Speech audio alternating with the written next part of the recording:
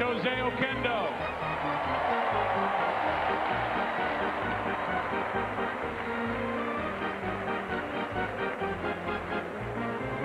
First full year as the hitting instructor for the St. Louis Cardinals. Welcome, Mitchell Page.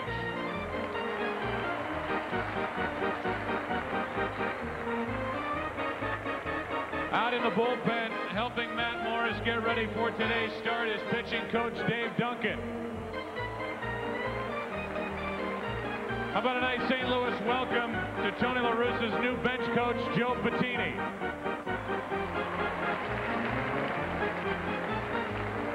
One of the Cardinal instructors, Boots Day.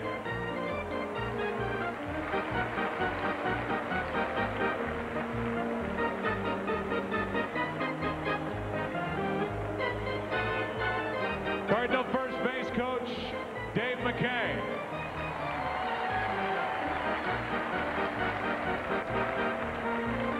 As great as he was as a player, he's even greater as a person. Number 2, Hall of Famer Red Shandies.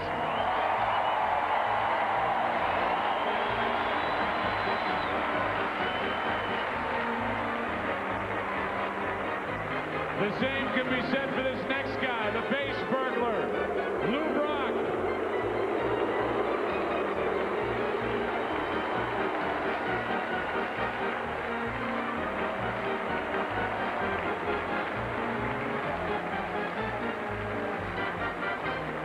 No doubt one of the greatest pitchers in the history of Major League Baseball, number 45, Bob Gibson.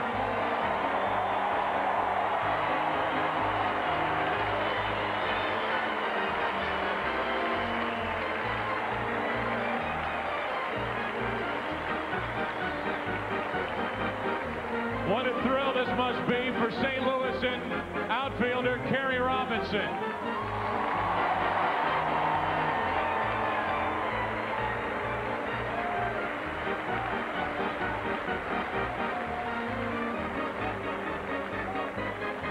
How good was this next guy down the stretch for the Cardinals? 7-1, and he beat Randy Johnson in the playoffs, Woody Williams.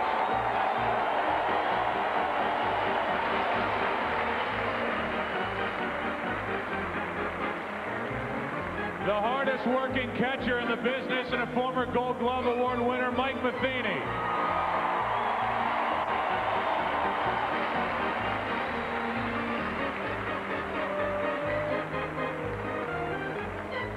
No doubt an expanded role this year for a guy who can do a lot of things, Eli Marrero.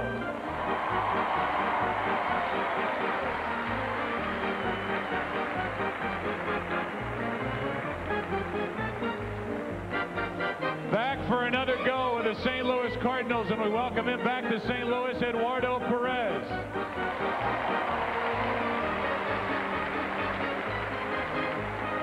Eduardo, it's your turn to get out of the car.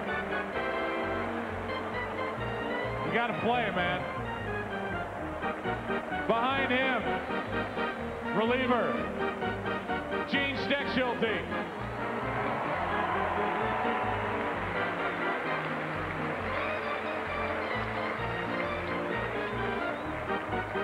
Riding with his son, Drew. He had a tremendous spring. Let's welcome back to St. Louis, Andy Benes.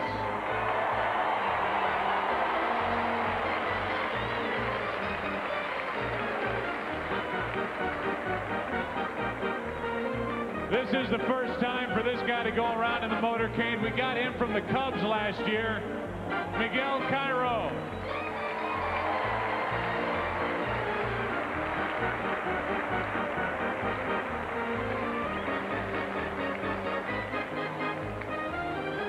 Here's a former Colorado Rocky and a tremendous team player, Dave Beers.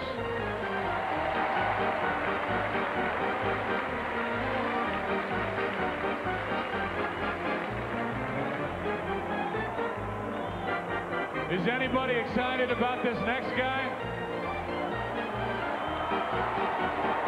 Jason Isringhausen.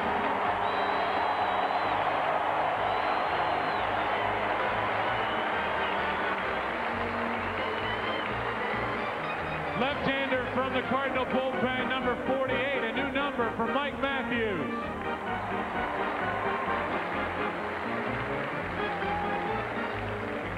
The man with the dirtiest hat in the history of Major League Baseball, Steve Kline.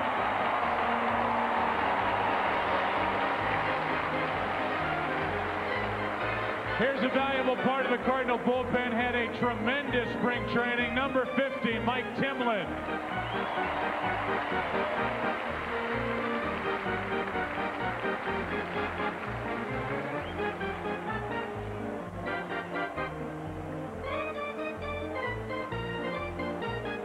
Nobody has ever made it back faster from ligament transplant surgery than the former 16-game winner, Garrett Stevenson.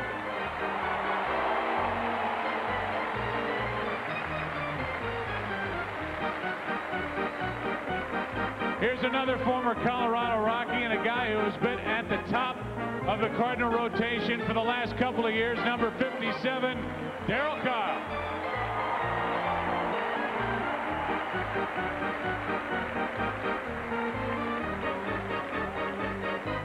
Another former Colorado Rocky. At times last year, one of the most consistent guys out of the Cardinal bullpen, Luther Hackman.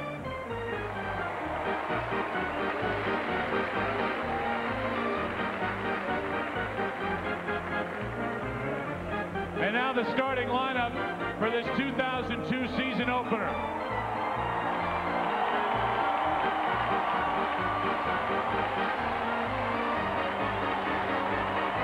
Leading off, Gold Glove Award winner, number 4, Fernando Villa.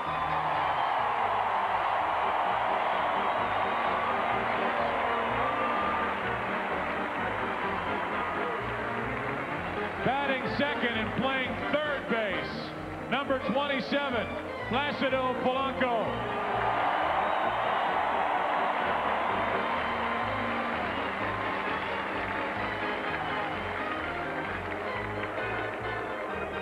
An MVP-type player, number 7, playing right field, J.D. Drew.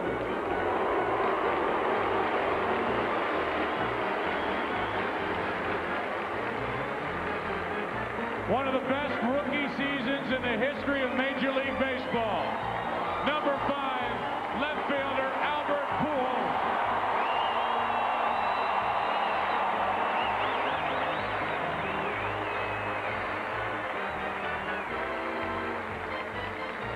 He hit 30 home runs last year. He's a Gold Glove center fielder, number 15, Jim Edmonds.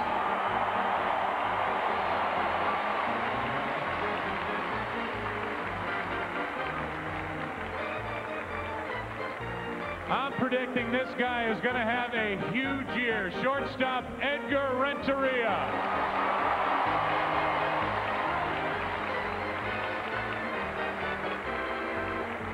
Well, he may have 4 World Series rings from his days with the Yankees, but he hasn't seen anything like this. Tino Martinez.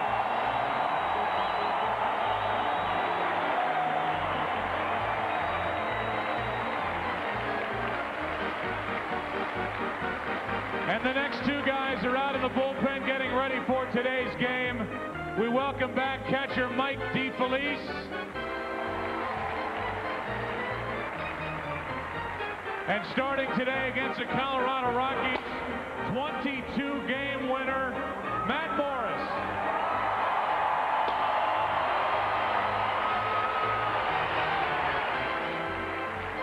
How about a big hand for the 2002 St. Louis Cardinals?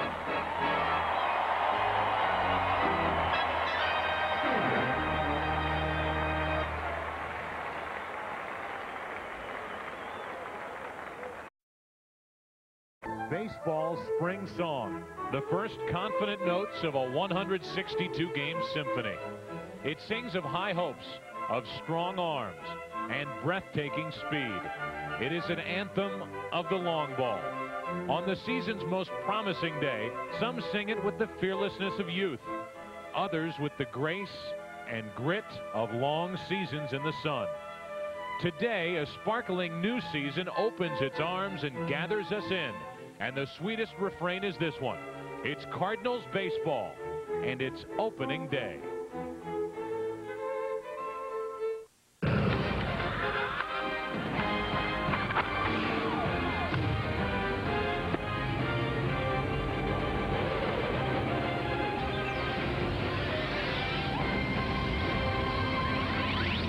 It is opening day here in St. Louis, and obviously Mother Nature is a Cardinal fan, at least Busch Stadium baseball fan. It's a gorgeous day for Game 1 of the 2002 season, the Colorado Rockies and the St. Louis Cardinals.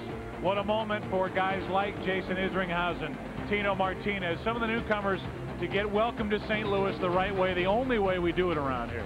Well, Joe, it's always such a special occasion, and I tell you one thing, the first time you step out of that car and you be greeted by the ovation of the Cardinal fans, you know this is something special, and this team is also very special. So you're ready? I'm ready, partner. Let's go up to our public address announcer here at Busch Stadium. Once again, you hear the voice of John Hewlett. John, it's all yours. Ladies and gentlemen, as mentioned, we are missing an important part of our opening day tradition. But we know he's watching and listening today. On my count of 3, let's have 50,000 of his closest friends yell, "Get well, Jack." Are you ready? Here we go. 1, 2, 3.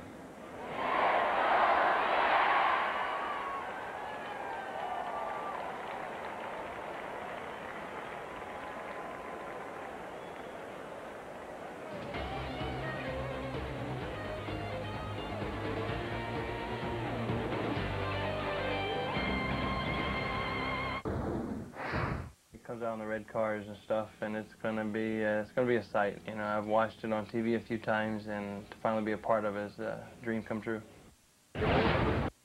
Looking forward to opening day. From the way I was the last couple of years, when you're watching opening day, knowing you're not going to pitch all year, wearing your sneakers and things like that, and then to, you know, this coming year, starting it off and getting hopefully a championship season started is special. Should be an exciting year for the team and an exciting year for Matt Morris, a 22-game winner a year ago. The 27-year-old right-hander gets the call on opening day here this afternoon at Busch Stadium in front of 40,000 screaming fans, all dressed in red, the sea of red here in St. Louis. There's Matt Morris's number from a year ago, 22-8, 15-2 though at Busch Stadium last season. He was dominant at home. Hopefully that trend continues as well. The National League Comeback Player of the Year. Finished 3rd in balloting for the National League Cy Young Award, so Matt Morris gets the start here this afternoon. Al and I talked about it during the pregame show. One of the things that Matt Morris can do is bring a lot of emotion to the ballpark and to the mound, and you know he's emotional right now. Getting the opening day start, a privilege here in St. Louis, and what a job that the staff here in town has done. Joe did on the MC of the mic, and what a great feeling it is to be here opening day. Ozzie Smith, the future Hall of Famer, Whitey Herzog, we're all set to go. It's opening day here in St. Louis, Busch Stadium. More coming up. Cardinal baseball. The first pitch of the 2002 season is next. Cardinal baseball on Fox Sports Net is brought to you by Budweiser. With a crisp, clean, refreshing taste you'll find in no other beer. This Bud's for you. By your local Chrysler and Jeep dealers, the official automotive sponsor of the Cardinals on Fox Sports Net. By Dobbs, St. Louis's #1 choice for tires and automotive service. By Pennzoil, protection under the toughest conditions. And by Southwest Airlines, bringing people together with low fares. There is Buddy Bell. He's had spinal surgery, as have the two of us. He missed some time during spring training, an issue with some scar tissue, but he's back feeling better, and really a solid manager and a good guy. Here's his Southwest Airlines lineup. He leads it off with Juan Pierre as you look at Larry Walker in the window on the right. Then it's Uribe batting second, Walker hitting third. Todd Helton, Todd Zeal, Todd Hollinsworth. Come on, are you kidding me? Todd Ortiz is playing second base, Todd Bennett is catching, and Todd Hampton is pitching. Here is the Chrysler Jeep pitching matchup. At least half of it. Here's our half, Matt Morris. 22-game winner last year, his 3rd in Cy Young, 15 of those wins at home. A slashed foul for strike 1. And are you superstitious at all? Is it a good sign when the first pitch of the new season is a strike? I think it's important, especially with Matt, because he's such a hyper guy. Trying to control his emotions is good. Right back to Matt. He made a good play and took a hit away from Pierre. 1 out. That wasn't bad. Not bad at all. This guy can do it all. He pitches inside. To me, if you're going to win, you got to pitch inside. He needs to bear down with the 2 strikes, put away a hitter. He used to give up a lot of hits at that time. And look at that overall mark at Busch Stadium, 28-13, excellent ERA of 2.40. Here's the number 2 hitter, Juan Uribe. And a base hit. First hit belongs to Uribe as he goes the other way. Last year, a 300 hitter, had 53 RBIs, one of the young infielders that the Rockies like. That's why they traded away Nathy Perez. We go around the horn. And that's brought to you today, as always, by Dodge. Tino Martinez at first base. The second baseman, the Gold Glove Award winner, Fernando Vina. Across the way at third, it's Polanco, not Pujols. The shortstop is Edgar Renteria. Out in the outfield is where you'll find Albert Pujols, the Rookie of the Year, in left, with Jim Edmonds in center field, and the right fielder standing in the shade at the moment is J.D. Drew. The catcher is Mike DeFelice, and Al Raboski, a bit of a surprise that it's not Mike Matheny behind the plate, but instead the former Cardinal, now current Cardinal, Mike DeFelice. Well, they're very pleased with DeFelice, but that's not to take away from Matheny. 1 on, 1 out. Larry Walker, so dangerous, is up on the count here, 2-0. I asked about the selection of DeFelice today, and Tony said think of it in terms of for the entire week, that both of them will be splitting duty 3 games each. Off day tomorrow. Runner at first, Walker. That might be 2. That should be 2. That is 2. And the inning is over. 6-4-3, and there's that combination of Renteria and Vina. And then on to the new guy, Tino. Cards coming to bat, bottom of the first. First, no score. The Rockies had a hit into a double play, and Tony La Russa surveys the scene. Probably slept here last night. I didn't ask, I didn't want to know. Here is Around the Horn, brought to you, or actually this is the Cardinal batting order, brought to you by Southwest Airlines. And it's Vina, Polanco, then J.D. Drew. Albert Pujols, as you see on your right, look at those numbers for his rookie year. He's in left field. Then it's Jim Edmonds, Edgar Renteria, Tino Martinez batting 7th, Mike DeFelice, and then Matt Morris pitching and batting 9th. Look at Fernando Vina, the Gold Glove Award winner from a year ago. He also hit .303. And he'll be trying to find a hole in this defense. We go around the horn, brought to you by Dodge. At first base, a good athlete, former quarterback at Tennessee, Todd Helton. Second baseman is Ortiz. Jose Ortiz, a young guy they like. Our old friend Todd Zeal at third. Uribe is the shortstop. Go out to the outfield. Todd Hollandsworth is in left. Juan Pierre, very good center fielder. And over in right, perennial all-star Larry Walker. The catcher is Gary Bennett, who is seen with Philadelphia. And on the mound is a guy who spurned the Cardinals for the high altitude of Colorado. Mike Hampton, the other half of our Chrysler Jeep starting pitching matchup. And he really had 2 halves last year. An all-star in the first half, and a groin injury hampered him and pitched very poorly in the second half.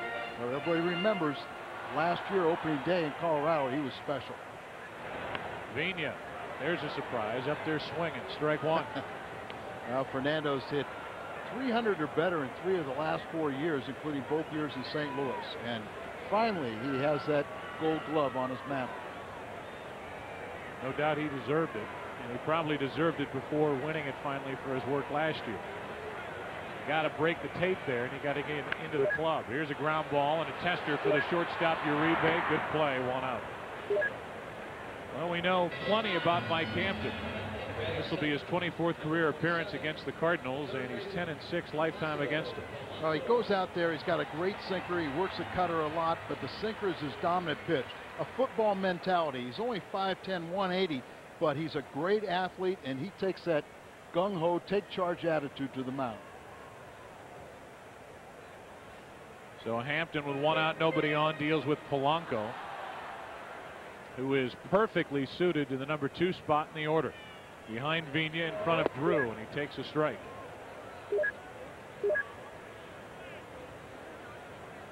I wonder what Mike Hampton thinks of his decision to go out to Colorado.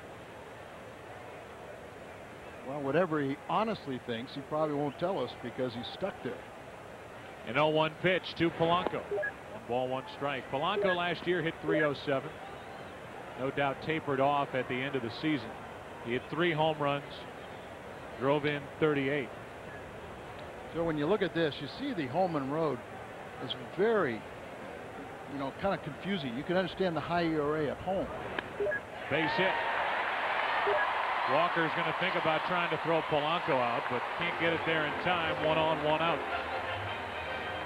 Talked about Hampton, and his best pitch is a sinker. He induces an awful lot of ground balls, but this is the grip on the sinker. And you can see that's the one. It's a fastball grip, but you throw it across the seams there, getting over the top of it, put a little more pressure on the index finger, and getting a downward action on it. Talking about ground balls, look at this.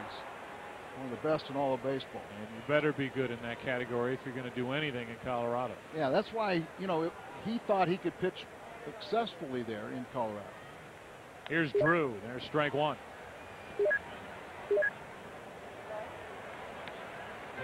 It's an awful lot of hitters to induce ground balls, and he was like second to Reeder and getting ground ball double plays in the National League last year.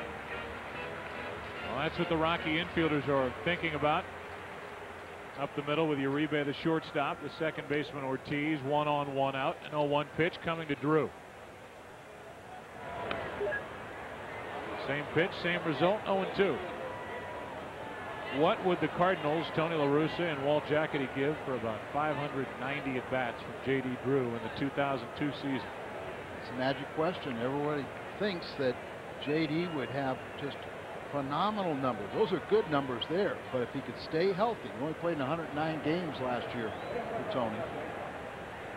If he stays healthy, everybody thinks a breakthrough year. Here's an 0-2. 2 out. And the Rookie of the Year, Albert Pujols, will walk to the plate.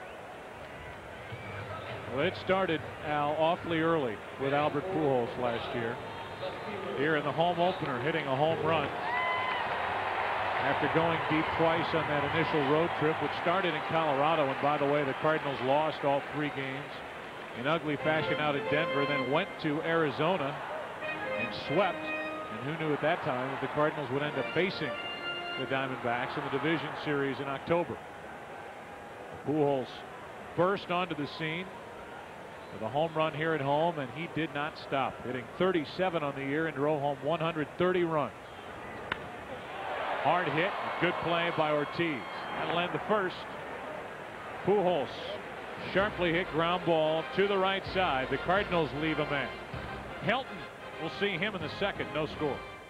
Ovenia won the Gold Glove Award last year. He's already been involved in a double play in this 2002 season. It ended the top of the first. We were campaigning on his behalf all of last year, Al, and all of our hard work finally paid off.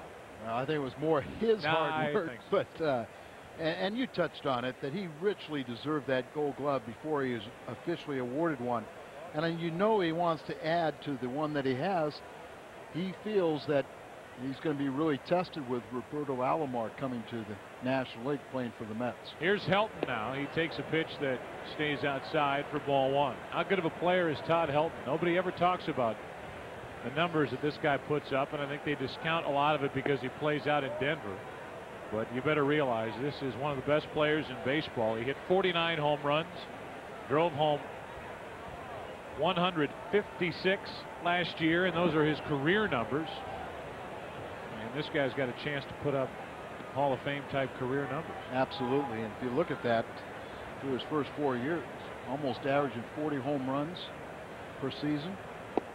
3-1 from Matt Morris. Great athlete. You touched about it. Quarterback at Tennessee. He's only hit Matt Morris 263, but with 3 home runs. He's ahead in the count here. And he hits one down the right field line, curling, foul. 3 balls, 2 strikes. Wind is just howling now, blowing in from the right field area. And the 3-2 pitch, slow roller to Vina. We've talked so much about you, Fernando. Don't mess it up. 1 out.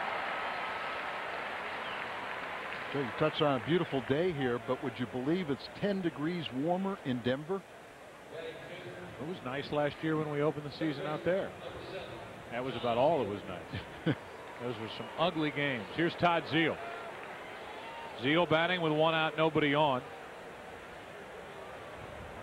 And I would tell you all the teams that he's been with in his career, but I don't know that we have the time.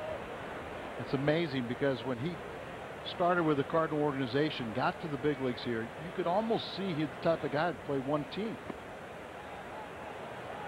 Well, he's been with the Cardinals, Cubs, the Phillies, the Rangers, the Orioles, the Dodgers, the Marlins, the Mets, the Rockies. 9 organizations in the last 8 years. Here's a 2-0. Right down the middle, 2-1. Back to his number 7. He wore 27 here in St. Louis. He took the number that was worn by Jeff Cirillo, who's now with Seattle. That's Renteria, and that's 2-0.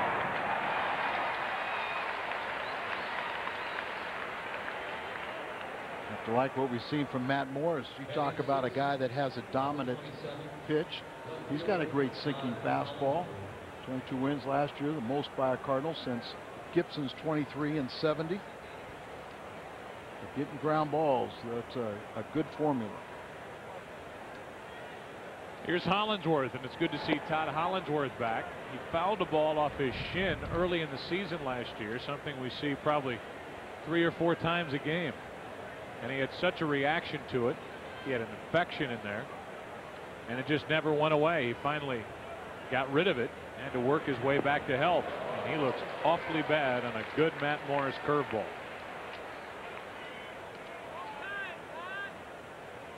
When we come back after the break, Dan McLaughlin will be talking with Walt Jocketty, who has put this team together for 2002, a team that many are picking to end up in the World Series. I like the pace so far by Matt Morris. Well, you always love it, the fact that he gets the ball, he doesn't mess around out there. No walking behind the mound or any of that stupid stuff. He just gets it and fires it. Here's an 0-2. I think Matt Morris brought his good stuff to his first start of the season. 2 nasty breaking balls on his first strikeout.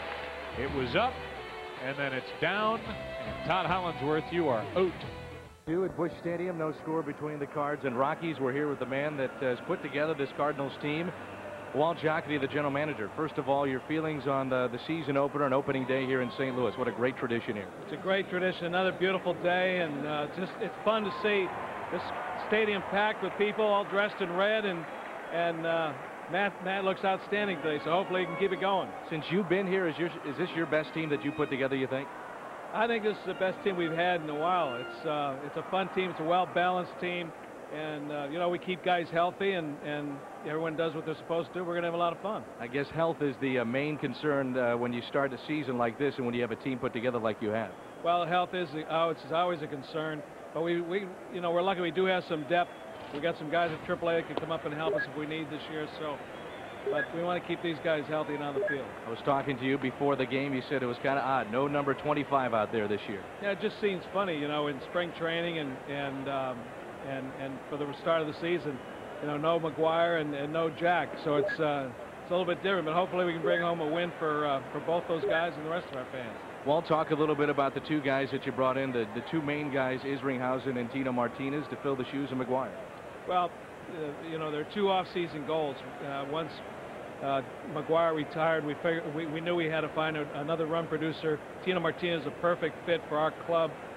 A very good defensive first baseman. He's had playoff experience, World Series experience, and a good run producer. The other need we had was a closer, and you know, we feel that Jason Isringhausen is on the verge of being one of the top closers in the game. So it doesn't hurt that he's a hometown boy either. Not at all. Out of Brighton, Illinois. Walt, thank you very much, and relax and enjoy it. It's a ground rule double for Jim Edmonds. Hollingsworth looked like he was running in sand. He was swung way around into left center field, and Edmonds, with one of the cheaper doubles he'll hit all year, as he just flared one down the left field line, and the Cardinals catch a break as it stayed fair. You see the long run that he had. You talked about the leg problems of a year ago, and he looks like he's so much bigger. There's a lot of players that really bulked up to try to add more power. Just beyond his reach, and then bounced into the stands, and Edmonds will say it's a line drive in tomorrow's box score. So now Renteria, Tino Martinez, and Mike DeFelice will have their chance at putting the Cardinals on top. We're in the second. There is no score. The Cardinals just got their second hit. See what Renteria does. trying to go the other way, and he fouls it. This guy had a good spring, Al, from the first swing he took to the last swing he took. Joe, I think a lot of people are going to be surprised with the numbers that he puts up.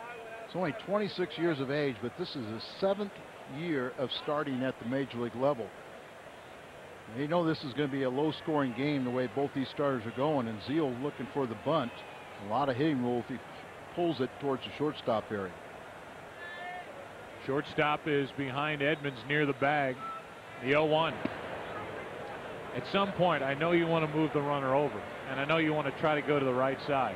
But if Hampton's going to throw you over the inside part of the plate, and if they're going to align their defense like this, you have to take what they give you and try to pull the ball. It's a fine line, Joe, because a lot of times using an inside-out swing, it is very easy on an inside pitch to go to right field.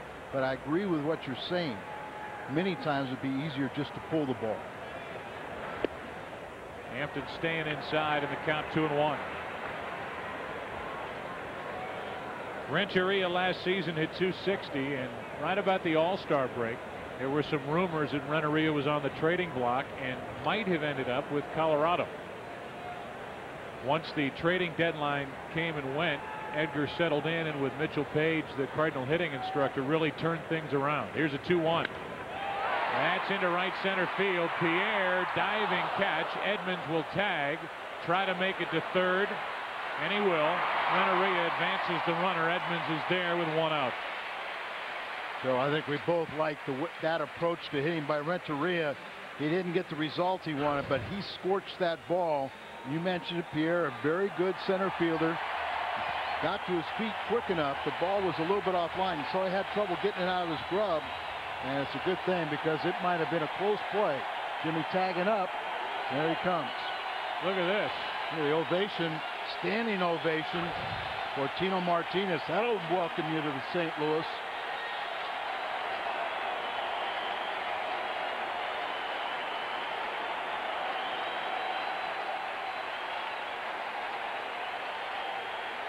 Let me let you in on something. They didn't do that for Tino at Yankee Stadium when he took over from Mattingly. No. Runner at third, and 1 out. Ball 1. 34 years old, 4 World Series championships, 96, 98, 99, 2000. He hit that game-tying home run in the bottom of the 9th, Game 4 of the World Series last year against Byung-Hun Kim. Had 100 RBIs in 6 of the last 7 years. 2-0. And during those 7 years, he's only averaged 114 RBIs per season. And as far as first basemen, only Jeff Bagwell has had more RBIs than Tino. Well, let's see what he does here with a count of 2-0. This crowd is ready to explode.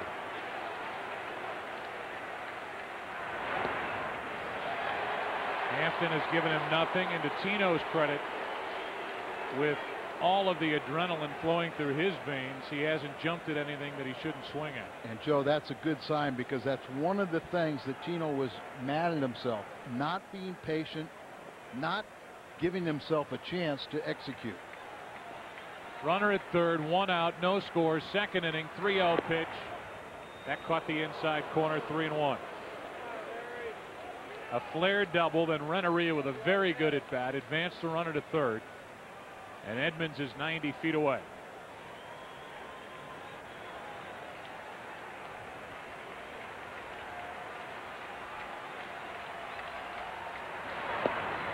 First and third, 1 out after the walk to Martinez. And I'll be honest with you, I don't think Hampton had any designs of giving Martinez anything to hit. You're an upper echelon pitcher, and I consider Mike to be one. You're in that situation. You want to be aggressive to hitter, but you don't want to be stupid. You're a guy that has a great sinker. You get more guys to induce ground balls than are second best in the National League. You got a catcher on deck, slow a foot. It's perfect time that if the hitter doesn't go after your pitch, you go on to the next guy and look for the double play ball. So Mike DeFelice, that's what he did last season, had a very good spring training, and in so doing becomes the opening day starting catcher, and Mike Matheny has his elbows over the railing watching. And the first one cheering for him. DeFelice now could make it a pleasant return to a Cardinal uniform as he backs out of there. First and third, one out. No score in the second. Surprising that DeFelice is starting, but Tony said you've got to look at it as a weak proposition. They're each going to start about 3 games, and I want to keep them both fresh. Hampton, a little wild here in this second inning. Ball 1. Good play by Gary Bennett to keep it at the plate. Hampton had a miserable spring. He won 3 games because they scored a lot of runs out in Arizona, but he had an ERA over 8, and only the last time out did he pitch well and throw strikes. The numbers for DeFelice in spring training: 3 home runs. Said he simplified a lot of things, and he got the results he was looking for. The 1-0. 2-0 with a pitcher, Matt Morris, waiting on deck. Wild throw back to Hampton from Bennett, but the middle infielders were awake.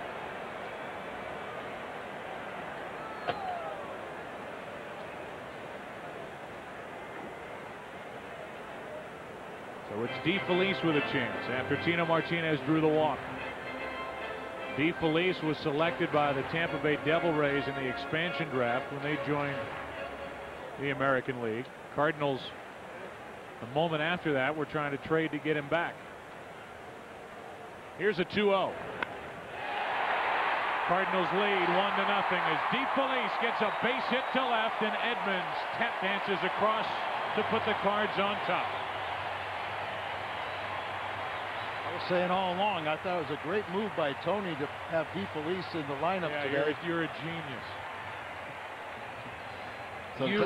Sometimes it works that way, but they like the way DeFelice can handle a pitching staff the same way Matheny can, but they've been pleased with his bat.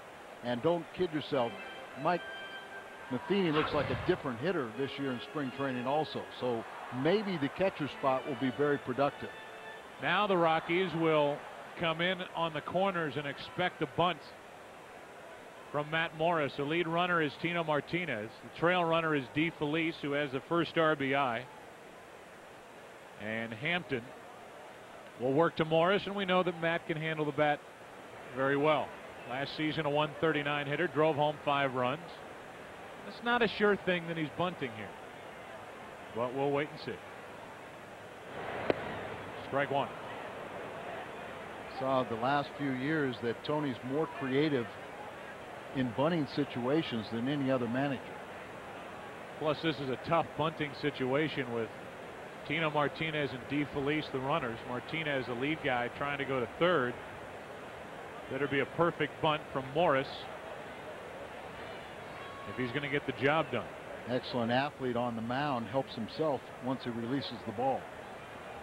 Be interesting to see what they do with Zeal, whether they have him charge or go back to the bag. He goes back to the bag, and Hampton gets the lead man. Now it's dropped, and the bases are loaded. What could Todd be complaining about? That should be an error on the third baseman, Zeal. Good. Sacrifice E5. Good fielder. He got the advantage of the left-hander right there. And he doesn't have to whirl and throw. He can kind of throw it sidearm.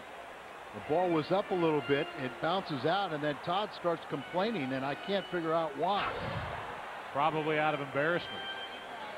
Good answer. So now the bases are loaded for Vigna with only 1 out.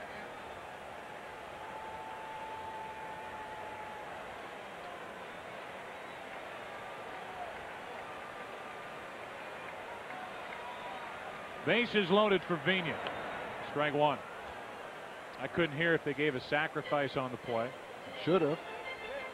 There are the 3 runners after it is a sacrifice E5. The lead man is Martinez. Man in the middle is DeFelice, and Morris is on for Vigna, who drove home 56 runs last year.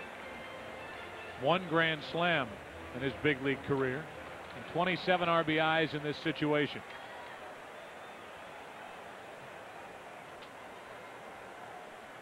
Bases loaded, 1 out. 1 ball, 1 strike.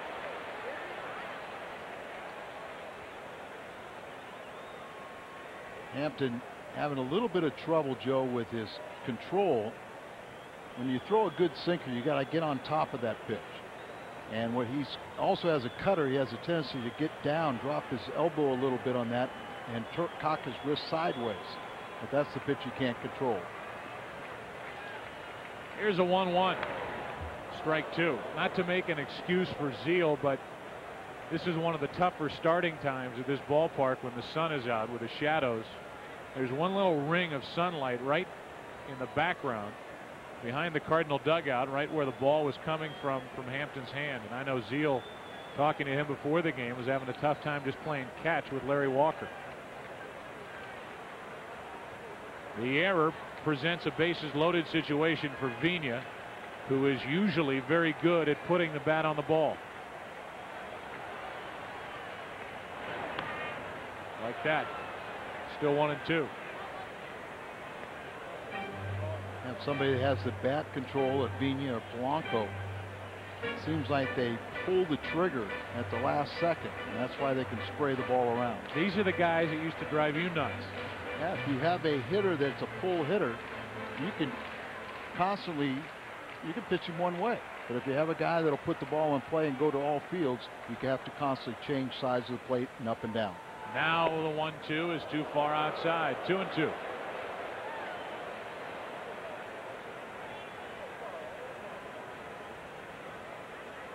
So Hampton trying to pitch around an error. Hampton and Zeal were teammates with the Mets. Here's another former Met, Fernando Vina. 2-2 pitch. Another foul, and that'll head out of play. Hits by direction. You can see last season Fernando Vina moved the ball around. 48 times he went the other way. Every once in a while he will get out in front and try to jerk the ball. As you look at how they defend against him, Hampton's working him over the outside part of the plate, and they play Vina to go the other way. Pretty good up the middle. Second short, center field. Here's a 2-2. And there's another foul. Somebody's had a chance at about 3 souvenirs down the left side, because 3 foul balls have ended up in just about the same spot. Pitching coaches will tell you that these pitchers are not on a pitch limit, but the more foul balls and the more you make them work early in the game, it'll take its toll later on. Hampton had a terrible spring. Right. His numbers from spring training are not good at all. The 2-2. That's foul to the right side. Look up, Fernando. 9th major league season, and there's the Gold Glove award that he won a year ago. And Vina is in about as good a shape as he's ever been in. Arrived at spring training a little late, had some family issues that he had to clear up. And then when he finally made his first start in the game, hit a line drive on the first pitch he saw. You can tell he doesn't get out of shape. And I think mentally, when he arrives in spring training, he's ready to play. So Hampton throwing from the sunlight into the shade, trying to figure out a way to get Vina with the bases loaded, 1 out. And Vina has worked this count full.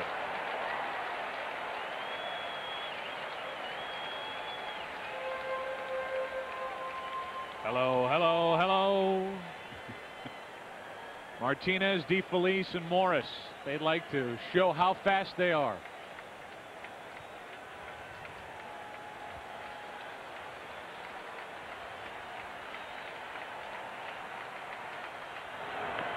That's off Vina's foot. It's a foul ball. There's his first bruise of the regular season.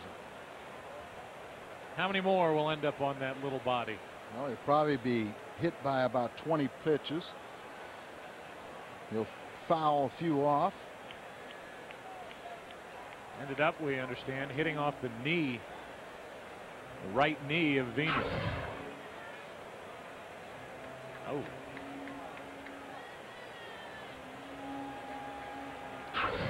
We know where he will be on the off day tomorrow. In a whirlpool. Bases loaded, 1 out, 3 balls, 2 strikes. And a pop-up. Heck of an at-bat. But a pop-up, infield fly rule in effect, 2 out. It's going to take something out of Placido Polanco. Good work by Hampton to get around the error. And it's up to Polanco, who singled his first time up. That was just a good battle. Hampton ultimately won it, but Vina made him work for it. Well, I don't know if I could find somebody on the Cardinal roster that I'd rather have up in this situation than Polanco. And the funny thing is, he's not a big RBI guy. He only drove home 38. I think if you looked at last season, the only negative you could say was that was 500 plus at bats. He only drove in 38. But you talk about a guy that started some rallies. Let's see if he can finish this one. Well, they will swing around to the right, play Polanco to hit it the other way, and imagine Hampton will work the inside part of the plate, see if Polanco can ride one down the left field line. Bases loaded, 2 out. Cardinals lead here in the second. Inside and low for ball 1. Hampton's now the guy that will work inside a lot of these hitters. Breaking ball there. He's got that cutter, but I think the cutter has kind of hurt him on staying on top of his sinker. Up to 39 pitches already on the afternoon, and Polanco pops it up. Walker coming to get it, and the Cardinals, through all that, get only 1 run. It was provided by a guy who is back in a Cardinal uniform, Mike DeFelice, with that swing. Mike made it 1-0. Al, did you know that we can be emailed here in the booth? And Fox Sports Net has rigged it so it goes straight into your head. People can send emails right to the noggin of Al Raboski. So it's got a real good chance of going in one ear and out the other. If you have a little static on your line, don't be alarmed. You can email the booth if you have questions at foxsports.com. Lycos keyword Cardinals booth, and there we are, ready, willing, and possibly able to answer your question. We go to the 3rd inning. Cardinals lead, missed a good opportunity to add to that lead. It's 1-0. And it will be Ortiz, Bennett, and Hampton, the bottom 3 in the Rockies order. Cardinals Magazine, Woody Williams comes right at you from the cover of this brand new issue of Cardinals Game Day Magazine. Inside you'll find an in-depth interview with Tony La Russa and a fascinating history of Cardinal opening day ceremonies. There's a strike. First pitch to Ortiz. Call now to subscribe to Cardinals Game Day Magazine at 314-982-7336. Breaking ball. Wow. Wow. That's why Polanco's there. 1 out. That'll be in the magazine. Woo. Joe, I don't think there's any question that the ball club is much stronger with Polanco at third base and Pujols in left. Pujols thought he was going to get that one in the left field corner, but Polanco said, that is a big league play, and that picks up Matt Morris immensely. That's big with the 8 and 9 hitters coming up. That can be a route to a quick and easy 3rd inning. What a play that was. And I wish everybody could have seen it from our vantage point up here, because you could see how much space was between the ball and Polanco when it left the bat of Jose Ortiz. Vina to his left. Nothing to it. That'll bring Hampton, one of the best hitting pitchers in the game, to the plate. This date in baseball history is brought to you by Schnucks. April 1st, 1911. All National League umpires are asked by National League President Tom Lynch to provide evidence of vision tests. What, 220? Which spurned jokes for the rest of the century and beyond into the new millennium about umpires and their eyesight. There's a strike from Morris to Mike Hampton. Hampton's eyesight's pretty good with those 7 round trippers last year. Yeah, I said one of the best. I think he is the best hitting pitcher. There's a breaking ball. Hampton's teammates couldn't hit that last inning, and now Hampton's in the hole 0-2. How about the 2 defensive plays back behind Matt after a long inning on the bench? That's going to find the hole. Boy, Hampton swings it well. A fastball right down the middle on 0-2. That was a mistake. And it's 1 on, 2 out. Well, if we go back to our Sky report, we talked about those 0-2 at bats. Matt has a tendency, he's so aggressive that he wants to put people away. And that ball kind of, see where DeFelice was set up away. He won the ball up and away, trying to induce the swing and miss. And the ball came back over the middle, and the tomahawk swings produces the first hit. Look at that, 4 for 6 off of Matt Morris. Pierre takes a blistering fastball for a strike. Last season he hit 327. He had blistering speed too. He can run. Good curveball, strike 2. Same formula that got Morris up 0-2 on Hampton. See what he does with this 0-2 pitch. What I like, though, he went after the hitters the first time. First couple innings, a lot of fastballs before he started breaking out the Uncle Charlie. That's trouble. That's down the right field line into the corner, and a foul ball. Can't see down in that corner from this booth, but the first base umpire called it foul immediately. Couldn't have been fouled by much. Not at all. Look how close that is, but foul, and with a great running speed of Pierre. And Hampton scoots along pretty good himself. Could have had a tie ball game. But we don't. It's a foul ball. Foul. So there's another 0-2 pitch that gets hit.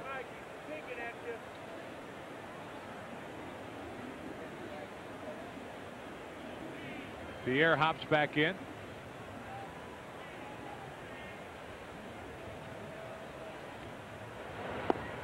That's a curveball, and that is not a good swing. Second strikeout for Matt Morris, who got help in the inning. Morris, say thank you in between innings to Polanco. Good plays. There's the score. Cardinals lead 1-0. We go to the bottom of the 3rd inning. Coming up tonight and every night, it's the Midwest Sports Report. 30 minutes of nightly sports news completely dedicated to the home teams throughout the Midwest. For extended regional highlights and in-depth interviews, catch the Midwest Sports Report nightly at 10 p.m. only on Fox Sports Net. Our Bud Light What's on Tap. Rockies and Cardinals on Wednesday. Al and I will be back here. Dan McLaughlin will have Cardinals tonight starting at 6:30. That's our next television game. Then a Thursday afternoon game before the Cardinals head on their first road trip to Houston. You can catch that game on Wednesday night. Channel 45 at Barnes Hospital, which is where my dad is watching. Hello, Dad. Still thinking about you. And let's go to Dan McLaughlin, who is standing by. Daniel. Well, Joe, something that we're going to be doing throughout the afternoon is taking you back to some of the great opening days here at Busch Stadium. Your dad remembers back in 1966, May 12, 1966. Busch Stadium officially opened in the new home of the St. Louis Cardinals, a 12-inning affair, and the Cardinals defeated the Braves 4-3. Mike Shannon was talking about it, your radio partner, before the game on our pregame show. They actually brought home plate over from Sportsman Park. They opened it up. Red Shandies was the manager, and a 4-3 win for the St. Louis Cardinals. More memories coming up throughout the afternoon. Joe, back to you. All right, Dan, thanks. Here's J.D. Drew. It'll be the 3, 4, 5 men. Drew, Pujols, and Edmonds for the Cardinals, who lead by 1. First pitch, a ball to J.D., who struck out his first time.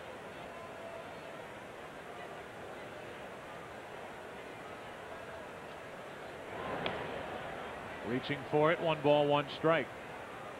We noted it a number of times last year that Albert Pujols likes to sneak away from the on-deck circle and sometimes get very close to being directly behind home plate as he reads the pitcher. Hey, they let him do it. That pitcher lets him do it. Why not? Drew hits it in the air to center. Well hit. Pierre back at the wall. It's off the wall for a double and a good start to the 3rd inning. Boy, that was a weird swing. Drew adjusted to it, and Pierre didn't get a real good jump on it. I agree with you, Joe, and it was a kind of funny swing. There it looked a little better. Got the arm extended. I thought Pierre could have kept on going after it, gave up on it too soon, because he could have, with his speed, he could have got his back to that wall and cut it chest high. So a double for J.D. and here's Albert. Pujols grounded sharply to second his first time up.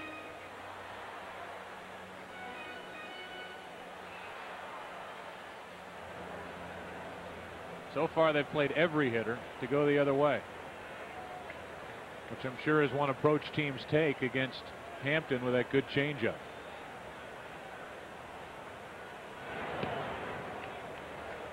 Bennett does not look like he's really seeing Hampton very well. His catcher's kind of jumping at pitches from behind the plate. Gone with a couple young catchers here. Remember, they got Tony Eusebio, but he was so out of shape, so heavy, they let him go. Not Wiki Gonzalez, but R. Hernandez. There's a strike. The count 1-1. They had Carlos Hernandez, who I think played about 4 games for the Cardinals in 2 years. Yep. He's got a big bank account to show for it.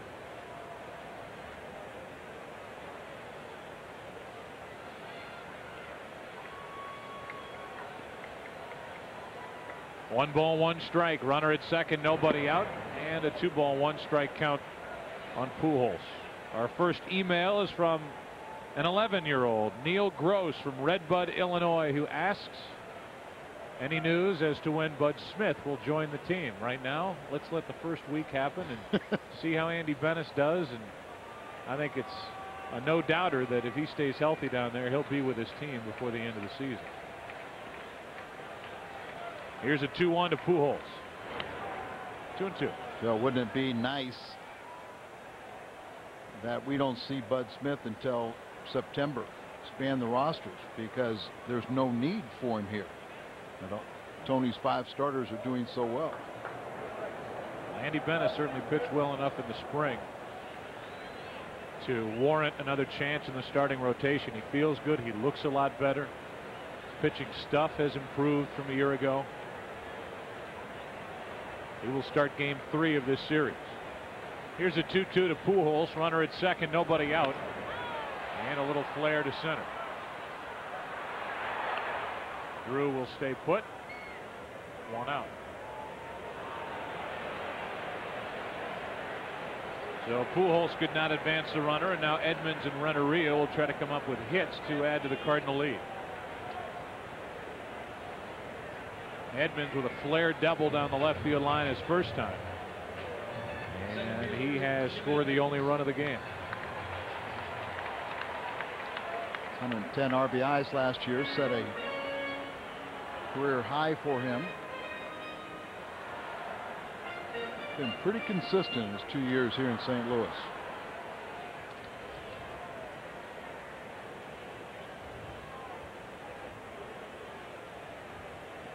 Edmonds drove home 110 last season. That's ball 1. He's averaged 300, 36 home runs, and 109 RBIs in his 2 seasons in St. Louis. And boy, did he turn it on the last 2 months. After August 1st, he hit 345, 16 home runs, and 55 RBIs. And as he turned it on, the Cardinals turned it on. They were by far the best team down the stretch in the National League last year. Ended up with the same record as the Astros, but lost on percentage points as Edmonds dumps one to left. Here comes Drew. The throw by Hollingsworth. 2-0.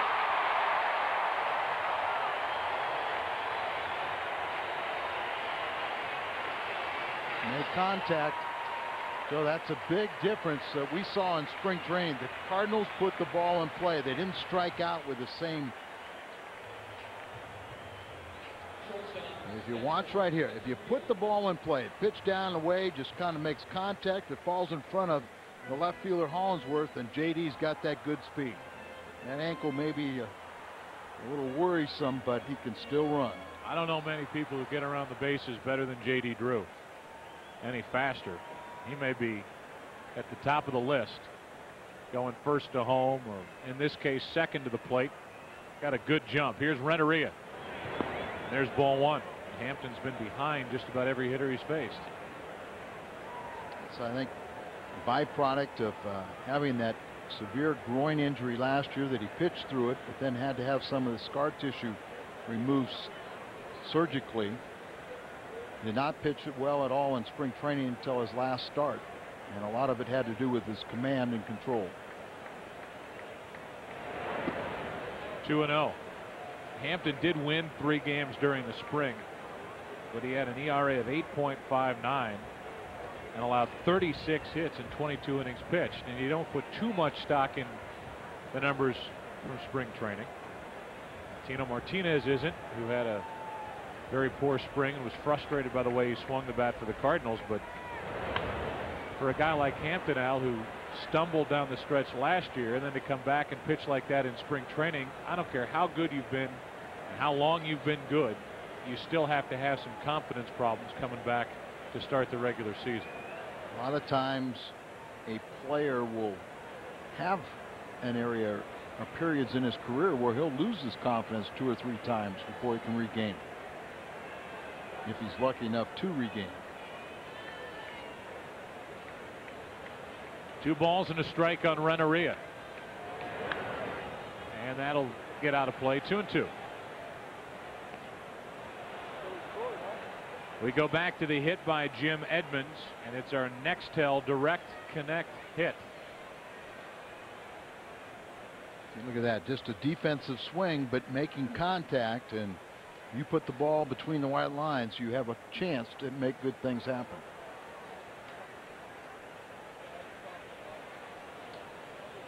Nothing good comes from a strikeout. Here's a 2-2 to Renteria, and that's foul. I say it again. I mean, how many years have the Cardinals gone down to spring training? Whoever their hitting coach has been, whether it's been Hendrick, Parker, Easler, every year it's been, well, we're going to cut down on strikeouts. We're going to cut down on strikeouts. Well, Mitchell Page and this group struck out the fewest times of any team in the National League during the spring.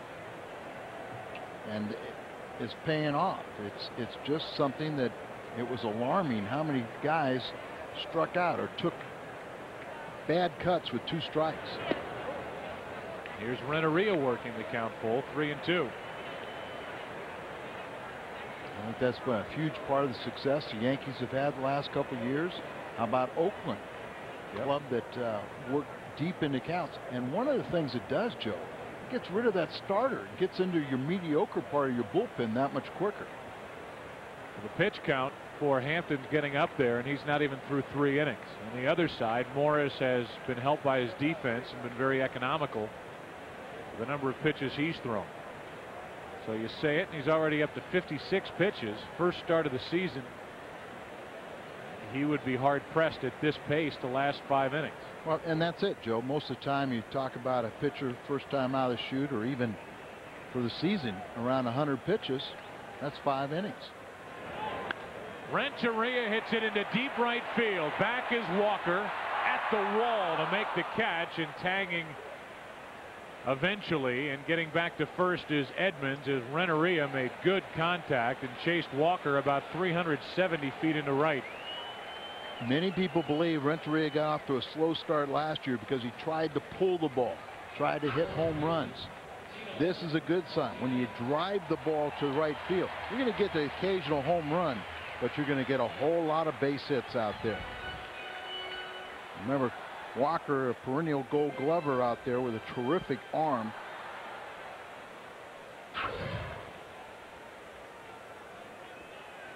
So Renneria has lined out to center and hit the ball to the wall and right. Now it's Tino Martinez. Runner at first, Edmonds, 2 out, 2-0 Cardinals, bottom of the 3rd inning. And ball 1. I bet Tino Martinez didn't expect that kind of response when he stepped to the plate, and I have to be honest with you, I didn't either. You know, the Cardinal fans never fail to amaze you, and how they welcome all newcomers. Runner at first with 2 out, 1 ball, no strikes, 2-0.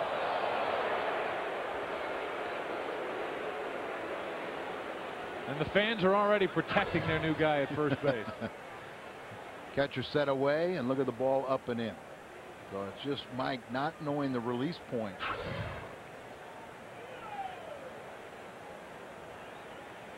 This is his third opening day start.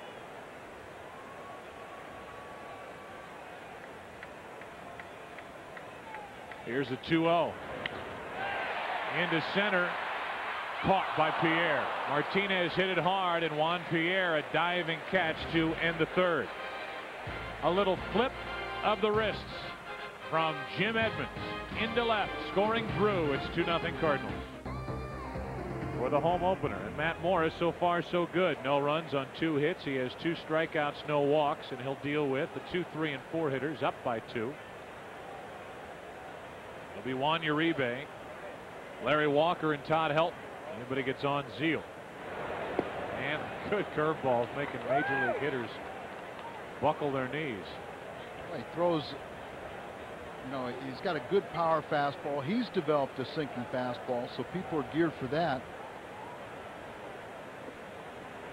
So, and you just saw his 2 different breaking balls. First one, a get ahead breaking ball, and then you throw a harder one to try and get them to get it as it's bouncing in the dirt, go after a pitch that they can't hit. I mentioned match pace. There have been times where the opposing hitters will get out to try to break his rhythm, where he is just getting it and throwing it. It looks to me, Al, like Morris is conscious of it and is definitely slowing himself down to not rush it. Cardinal fans, on Friday, April 12th, the Cardinals play the Astros. It's Busch Magnet schedule night at the ballpark. This is next Friday, and all fans 21 and over receive a magnet with a 2002 Cardinals baseball schedule courtesy of Busch Beer. Next Friday, give the Cardinals a call for tickets, 421-3060 or STLCardinals.com. That's over but low. Ball 1 to Larry Walker. I agree with 100% the way you're talking about. Remember how many times we'd see him huffing and puffing, trying to calm himself down a little bit. Now there is a smooth rhythm. He's still quick, but yet, you know, he isn't rushing the ball. In fact, he took so long there that Walker got out. He did something that Bob Gibson used to do. Bob Gibson used to balk a lot because it looked like he was in such sync with DeFelice. He started to wind up, and then he said, "Oh, that's the wrong pitch." Pretty good pitch, called ball 2, 2-0. Thinking that, you know, both in sync with their selection of pitches, that Gibby would start winding up, and then he'd see the pitch and say, "Oh, that's the wrong one." Chased one there on 2-0. It's 2-1. Well, a secret to a nice career with the Cardinals again for Mike DeFelice would be to get in sync with Matt Morris and get something good working as far as their on-field relationship. So far, so good. 2-1 pitch. A 2-1 breaking ball, and it's 3-1 with Helton on deck. And yet Tony says that's the last thing he wants to do, to get certain starters only working with certain catchers. Yeah, well, superstition has a lot to do with it as well. And if they get on a roll, you can forget about his wish. Here's a 3-1. Base hit.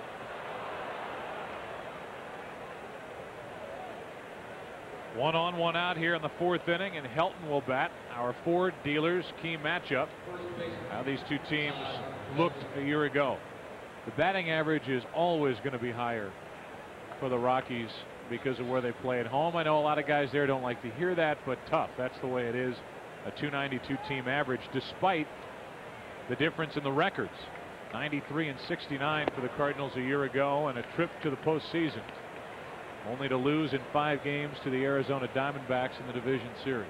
And the Cardinals pitching staff had the 3rd best team ERA, and the Cards hitters were 4th in runs scored in the National League. And it should be more dependable this year. Here's an 0-1 to Helton.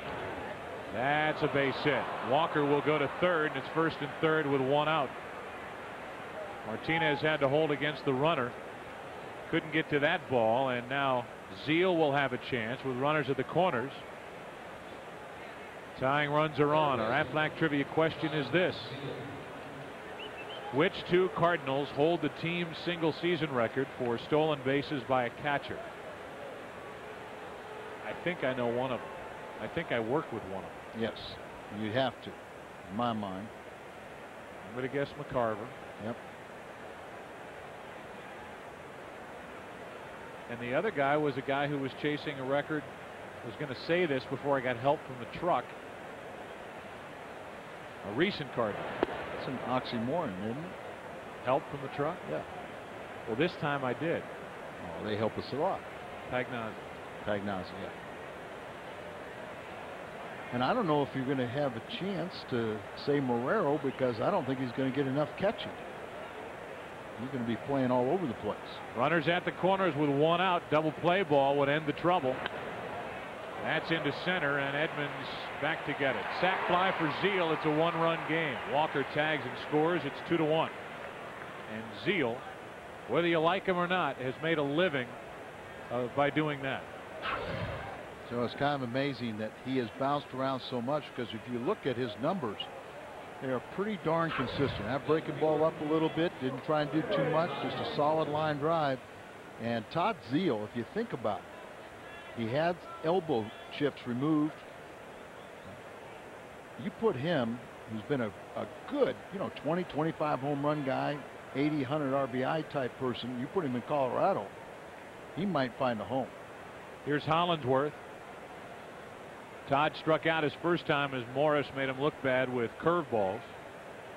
Hits by Walker and Helton, and a sac fly by Zeal. It's 2-1 Cardinals. Here in the top of the fourth.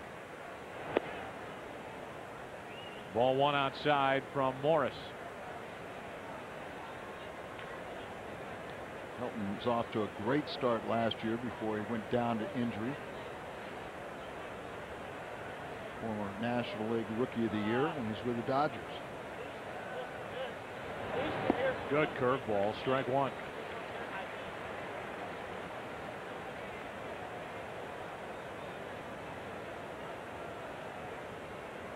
Made him look bad on that curveball. What do you think? If just sit and look fastball, and if Matt can throw three of those babies, take a hike, but you should get at least one fastball. Curveball and a slow roller to Martinez will roll foul. Strike two. Well, maybe Matt's thinking along the same lines, and he is going to try to throw three of those babies and take a hike. So sometimes guys go up there looking for a curveball, and the only thing they can do is, if it's a good one, they can just dribble it in the dirt. But if you're looking the fastball, you can adjust to a hanger and hit that one, and you also give yourself a chance on the fastball.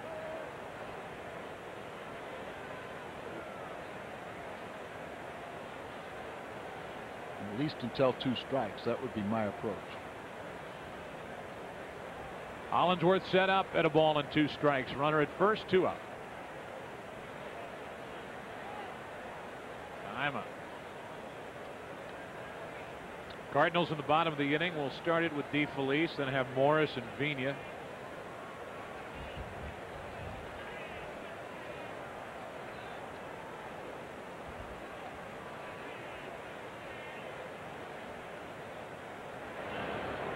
Hollingsworth, I don't think he likes that curveball, Al. That thing bounced after it crossed the 57th foot toward the plate. Morris shaking his head as he rings up his 3rd strikeout. What's new for 2002? Line them up, buy the stuff. It's 2-1 Cardinals. Question: which 2 Cardinals hold the team's single-season record for stolen bases by a catcher? We haven't verified that McCarver's the other. He is 9 in 1966. Pagnozzi 9 way back in 1991. When he took over behind the plate, and Todd Zeal was moved to 3rd base. Looking for the perfect way to spend your evenings? Introducing the best damn sports show, period, with host Chris Rose, Tom Arnold, and a bunch of ex-jocks. It's the only show that gives you sports comedy, commentary, scores, and highlights. So kick back, relax, and enjoy the best damn sports show, period. Now available weeknights at 8 and 11 p.m. only on Fox Sports Net. And I have the honor of taping a segment for that tonight right after the game. Here's DeFelice, who is 1 for 1 with an RBI single his first time up. And Hampton pulled the string, strike one. See if Hampton at any point can settle down. The Cardinals have not gone in order in this game. They had a big threat in the second, but left the bases loaded. Had a double, an RBI single last inning, and a couple of line drive outs to the outfield, and that hurt. The count 0-2 on DeFelice. Hampton can do that, where he'll get a lot of guys fouling the ball off their shins, and it just doesn't hurt. It does hurt. But at least Barry Weinberg gives us an opportunity to see the new Cardinal warm-up jackets. Yeah, I saw him. Let's take a look at it. It's always going to be the front foot. Ooh, that got him on the right knee. It's going to be on that front leg if you're a major leaguer. Quickest way to know if you have zero bat speed is when you foul it off your back leg. No balls, 2 strikes on DeFelice. Morris on deck. And Mike pops it up. The shortstop wants it. Uribe has it. 1 away. And DeFelice retired for the first time. Back in the second. Went down and got a pitch. Lined it into left for an RBI single. That scored Edmonds, who later chipped in an RBI single as well. It was 2-0. It's now 2-1. We're in the bottom of the 4th. There's not a cloud in the sky. As Morris, who has a lead, bats with 1 out.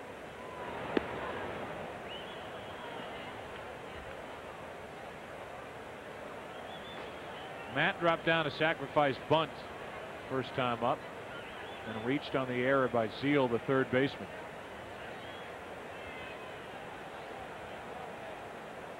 This ballpark may have been opened back in 1966. It's still one of the prettiest going.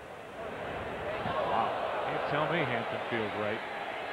Got Morris at the plate. He almost did that same thing with his first pitch. He kind of pawing at the landing zone, like he stumbled right there. Watch his right foot. See, think lucky he didn't hurt his ankle or something. And Morris wise to take the count. 2-1.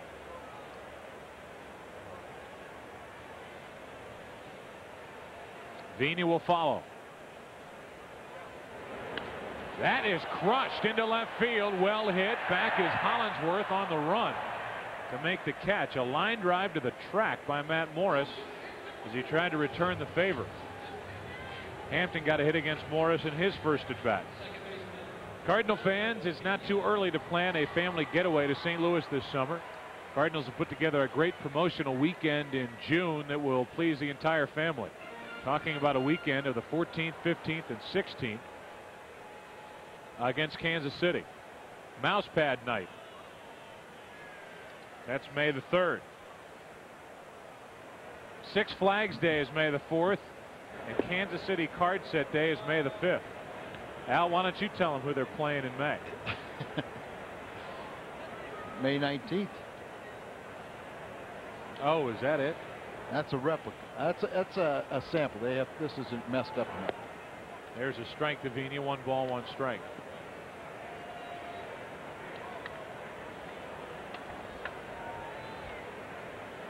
Vina so far is 0 for 2. He's grounded out. He's popped up with the bases loaded back in the second. And he gets a base hit here to extend the 4th inning.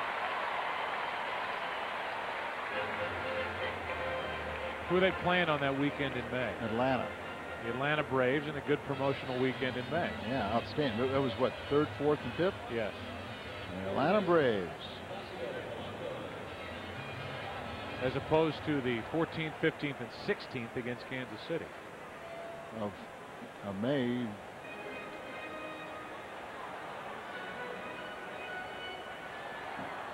Chicago. It's Chicago? Yeah, the 13th, 14th, and 15th is Chicago. Of May. But we said June, which is Kansas City. Oh. We just put June? up the wrong one. Polanco lines one foul down the right field line. Placido so far is 1 for 2. He's singled to right.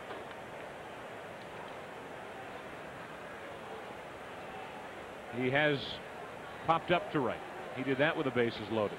So the Cardinals have left 5. The Rockies so far have left only 2. Morris has outpitched Mike Hampton thoroughly, but leads by only 1 run. That's off the plate, over the head of Hampton for a base hit.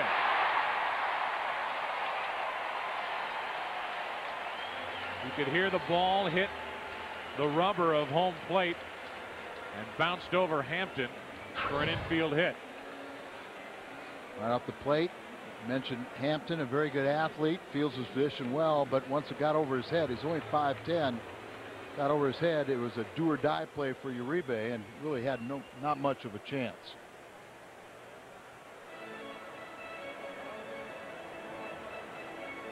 Hampton scrambles after it. He's got his eye on Vina. So he couldn't advance further.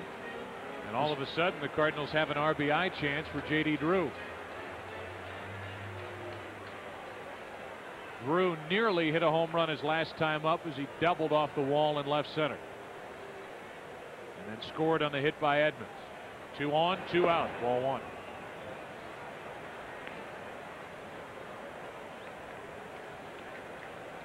Good speed on with Vina and Polanco. See if the Cardinals can get that run back and then some. First time up, he got a ball up out of the strike zone, swung and missed. Reaching for it, it's 1-1.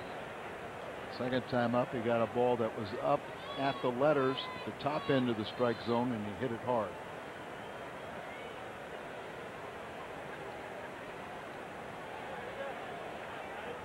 JD's using one of those Sam's bats.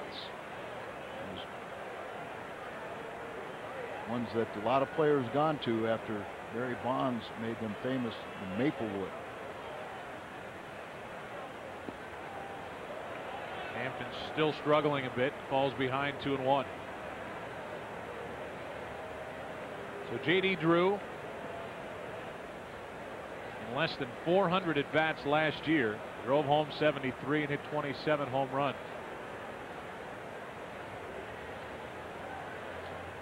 See what he can do here against Hampton with a count in his favor. Runners at first and second, 2 out, and the Cards up 2-1.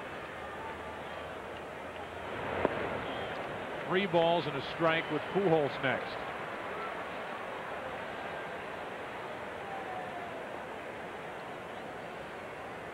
I think the 3-1 count is the count a hitter would rather face at any other time. Well, I don't think Drew will end up seeing a 3-1 fastball, but we'll wait and see.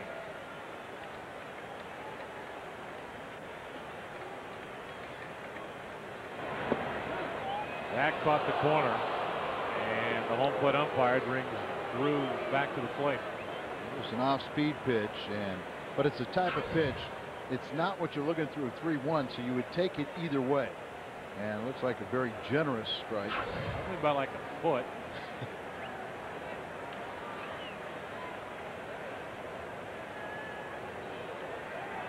Well, there's a break for Hampton and the Rockies as a 3-1 pitch is called a strike. Let's see if Drew can turn it into a break for the Cardinals and ride a 3-2 pitch out of here. Runners will go. Vina from second and Polanco from first. Something you always want to avoid, these running counts, because a base hit could mean a run. And a slow roller. It is a foul ball. That hit a couple of rocks or something down the first baseline and nearly jumped back fair.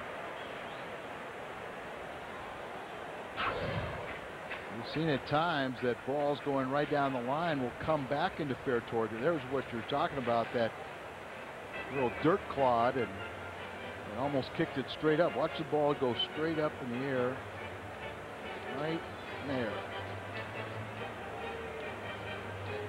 So the count's still full. And Hampton still struggling to get through 4 innings.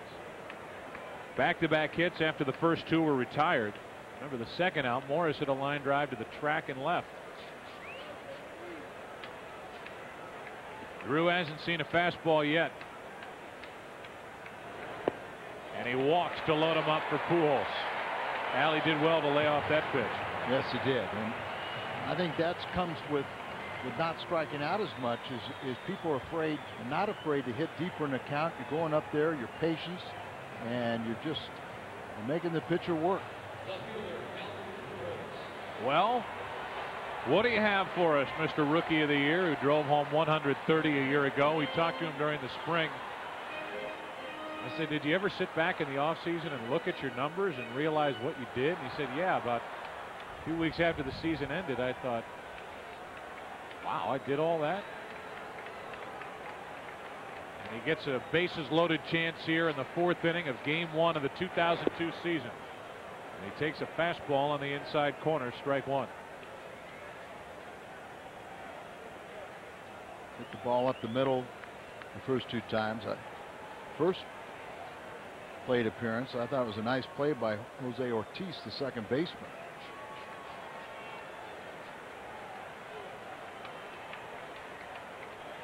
Bases loaded, 2 out.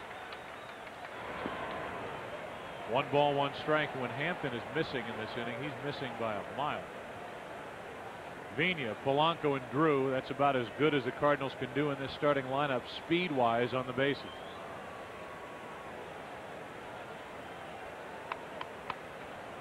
One ball, 1 strike on Pujols.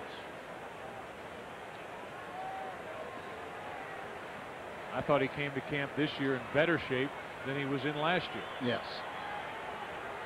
And great attitude, didn't take anything for granted. Here's the 1-1. Into right field. Walker going to get it. Can't. It's to the wall. 3 runs are going to score. Vina, Polanco, Drew. It's 5-1.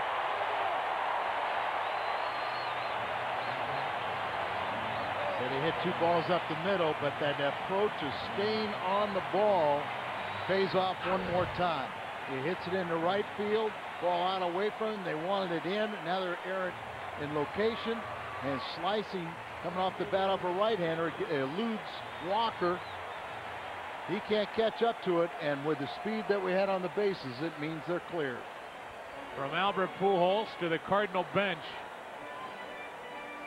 Loving every minute of it as the Cardinals come up with a 3-run double by Albert Pujols. And now Edmonds bats, and Edmonds is 2 for 2. Cardinals open it up, and it's a 2-out rally. Back-to-back singles, a walk, and then the 3-run double. Ball 1 to Edmonds, and they're going to get to work in the Colorado bullpen.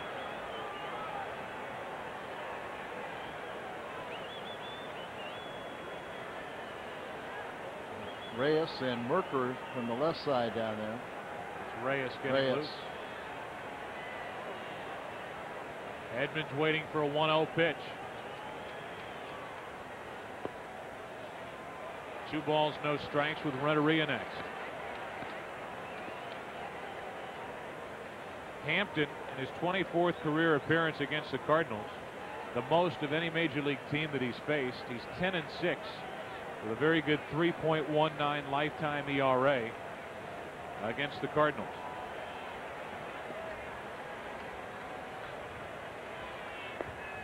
That's ball 3, 3-0. Before the previous pitch, Jim Edmonds, Fernando Vina, and Mitchell Page talking about hitting, and maybe in particular what they're trying to do today against Mike Hampton. What's Edmonds going to do with a 3-0 pitch coming his way? Take it, and it's a walk to bring up Renteria.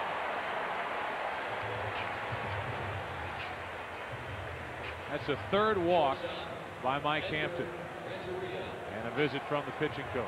Jim Wright is the new pitching coach for Buddy Bell. His stride out there. 2 outs here. I don't look for a pitching change, especially with a right-handed hitter.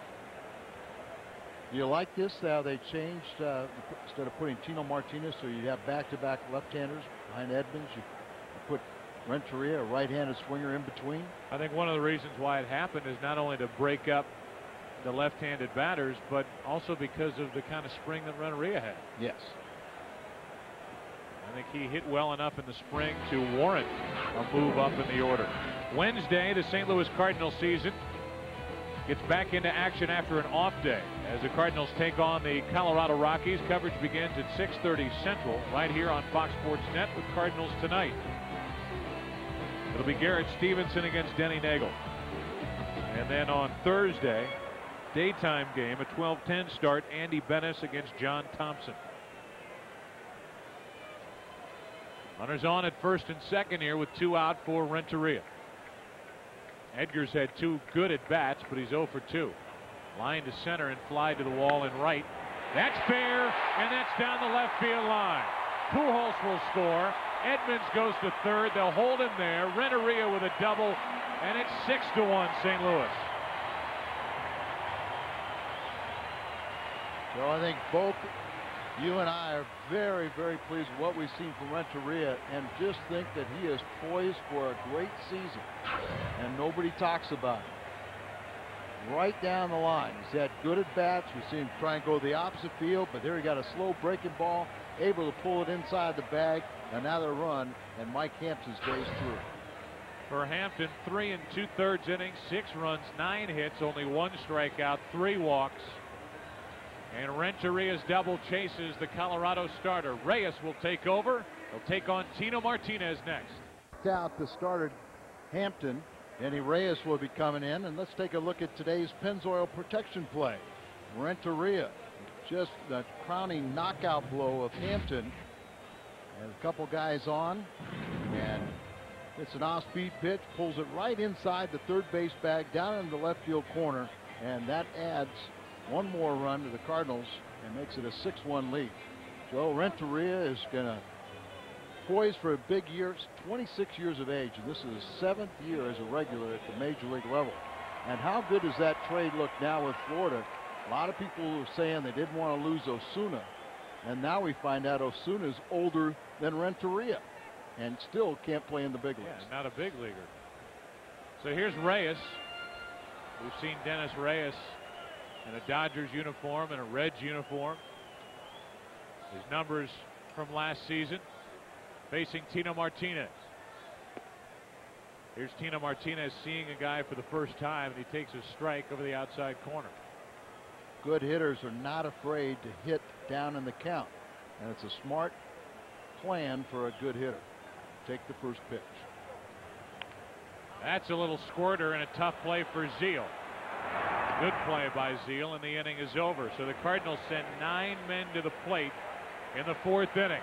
They got a 2-out rally going, and the biggest hit from last year's Rookie of the Year. After 4, 6-1 Cardinals. Well, when you talk about the Cardinals of this year, it's defense, and it starts up the middle. DeFelice, Matheny behind the plate. The great combination of Vigna and Renteria, and how about in center field? 4 times now. Rawlings Gold Glove Award winner. That's Jim Edmonds in center. Just 6 errors on the year. Last year he had 12 outfield assists, which led the Cardinal outfielders. By the way, guys, not too shabby at the plate for Mr. Edmonds, 3 for 3 with an RBI and a double. What a way to start the season. Guys, back to you. All right, Dan, thanks. First pitch from Morris is in for a strike to Jose Ortiz, the second baseman. Robbed of a double his first time up on a diving stop by Polanco over at third. 6-1. The Cardinals on top here in the 5th inning now. And that good curveball for strike 2. Morris, a 22-game winner from a year ago. Starting out very strong here in his first year as a #1 starter for the Cardinals. A guy that gets emotionally pumped that he does. You worry about him with all the opening day ceremonies. 0-2. 1 out, strikeout number 4, and another good curveball. I think Matt Morris, Al, got maybe a season's worth of experience at the end of last season, and then starting that game 5 of the division series against Kurt Schilling, and the kind of performance he turned in. I think he really grew up that day, maturity-wise, on a baseball field. Especially the fact that he was only 1 game over 500 and had an ERA in the 5s on the road. So to have both those matchups against Schilling and pitch extremely well, hopefully that'll carry him through. Fastball for a strike to the #8 hitter Gary Bennett, with Benny Agbayani in the on-deck circle. To hit for Reyes as Mike James gets loose for the Colorado Rockies. Frank Hardy has our next question off the internet. What are the 2 circles of dirt next to the home plate area for, Al? Well, it has really nothing to do during the game, but in batting practice before a game, where we'll have coaches that will hit ground balls from those spots to the infielders, and instead of just tearing up the sod. They just make it a dirt area, and then they can kind of manicure it a little bit, and then it prompts questions from guys from St. Louis. Here's a 2-1. That's up and away. I always thought that Disney was behind it some way. Mickey Mouse ears or eyes? The ears. Here's a 3-1 pitch to Gary Bennett. A 1-out walk. The first walk handed out by Morris. So Agbayani, the former New York Met, will bat for Reyes, who went 1/3 of an inning, all zero. Get to your quality Ford dealer where you can get the season's greatest deals on the American Classic, the Ford Mustang. Ford is the official car and truck of the St. Louis Cardinals. So Reyes did his job in at least keeping it a game, and Agbayani will try to make it a closer game as he bats with 1 on, 1 out. From Hawaii, so he wears number 50, the 50th state, as did Sid Fernandez, another former Met. Remember, the Cardinals had a pitcher from Hawaii. Rick Ownby? No, Anaheim. Doug Capella. Did not know that. You were born. That's a foul by Agbayani. 1 ball, 1 strike. And another young pitcher, right-hander named Ryan. Oh, and it had a more of an Oriental name to it, but he was, I think he was born in California. But Doug Capella was from Hawaii. 1-1 pitch. Agbayani gets a good first-hand look at that Matt Morris curveball that he's been watching from the bench, and he turns and says, "I don't like it." It's 1-2. Well, it's a knee bender. You know, you have to respect his fastball, and you see it starts up around chest high, and then the bottom falls out of it. Like that in the dirt, and well played by DeFelice. The Cardinals are really blessed with 3 catchers who block balls in the dirt well, and all have superior throwing arms. Well, Mike DeFelice gives a lot of credit to Dave Ricketts. And you see the technique. Even though the ball gets away from him a little bit, it's perfect technique, and it's close enough to where runners are not going to advance. It was Matheny-esque. Matheny-esque. Here's a 2-2 pitch. Fastball misses. Full count with Juan Pierre, the leadoff hitter, on deck. I think that pitch fooled Agbayani and maybe the home plate umpire Larry Young. Guessing, thinking Uncle Charlie was coming. Up to 60 pitches on the afternoon for Morris.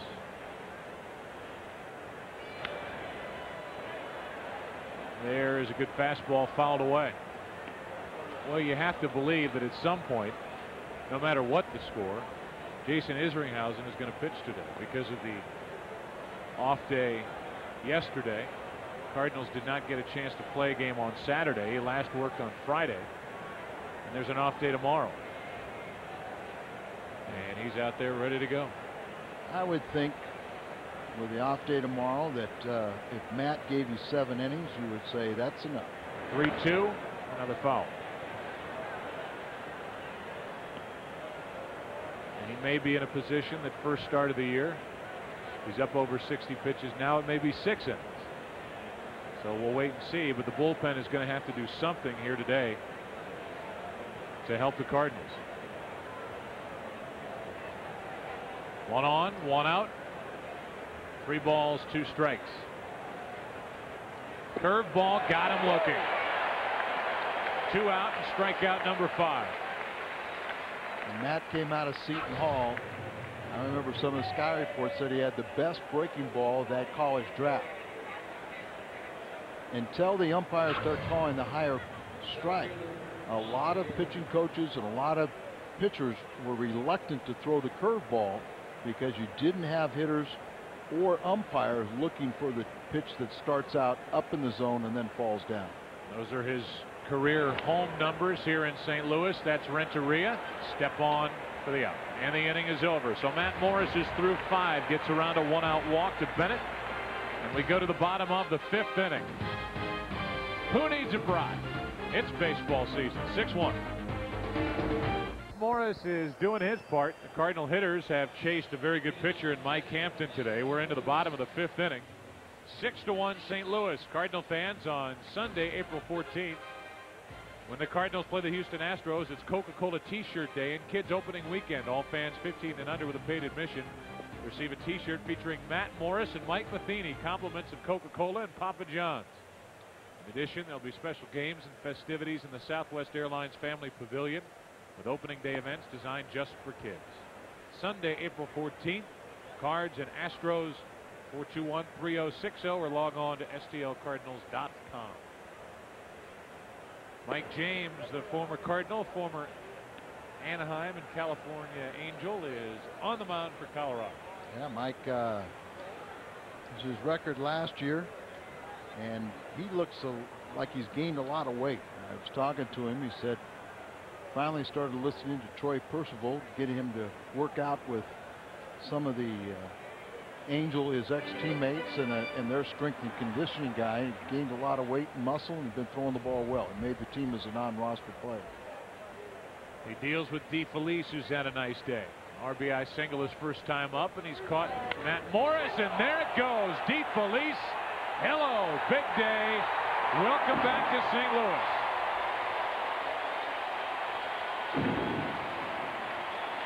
I told you.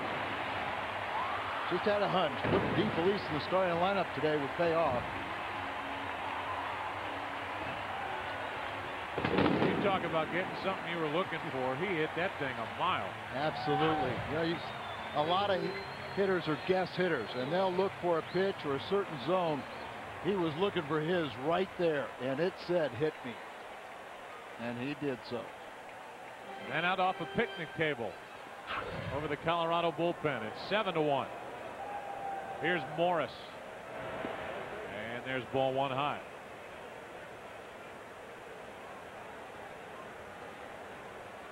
Mike DeFelice.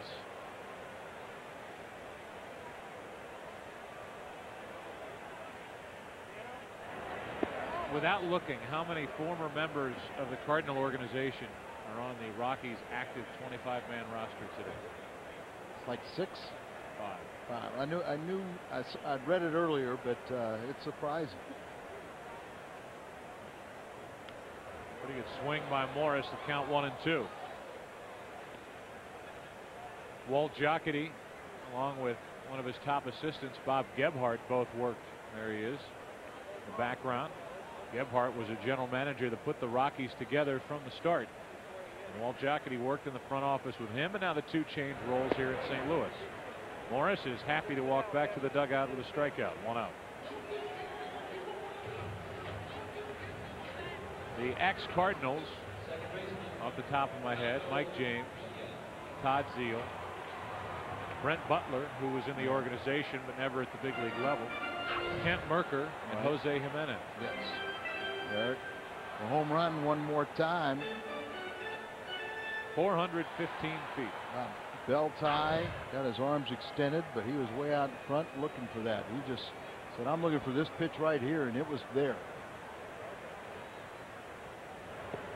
Vina takes a breaking ball for a strike. Fernando popped up with the bases loaded and 1 out back in the second. Then got a hit with 2 out and nobody on in the fourth. Didn't seem like a big deal until another hit followed. Then a walk, then a 3-run double by Pujols.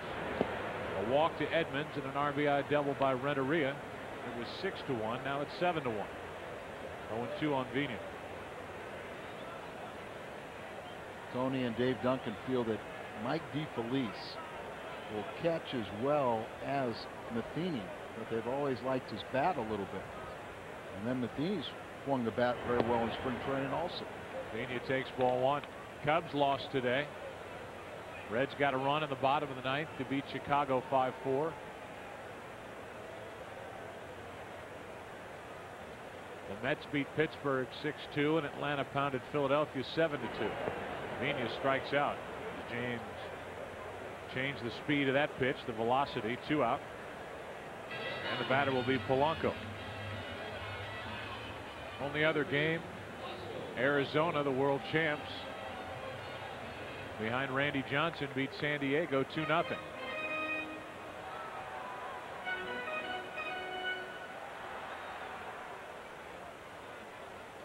Wild game in Boston today.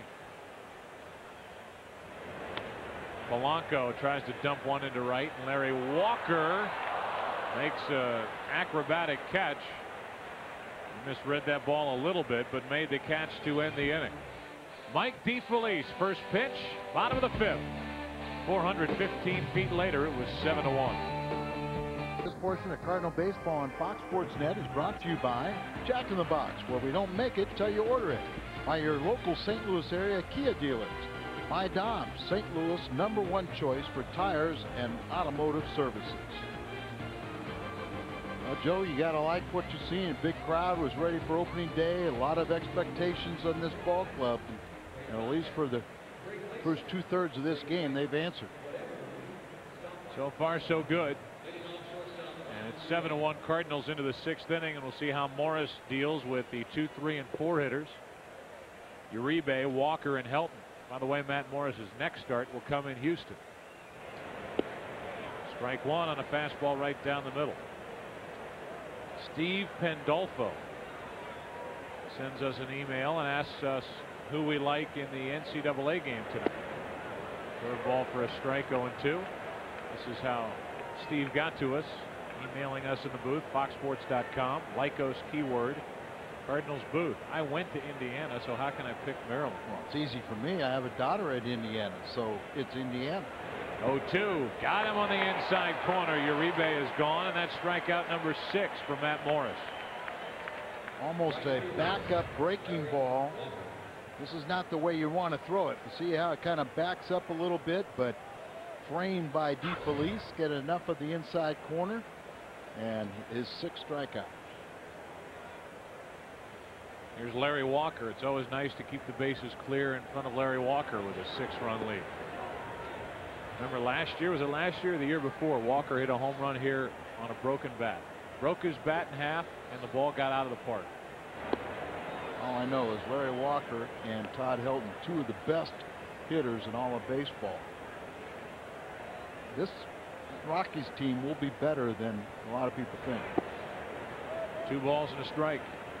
I wonder if they'll be better than Larry Walker thinks they will be, because he's been upset with the front office with the Rockies.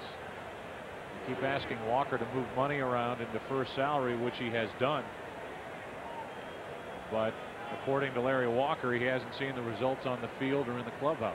Well, remember they spent an awful lot of money for Hampton and Nagel, and then things just fell apart last year. So they kind of seem like they're always in flux.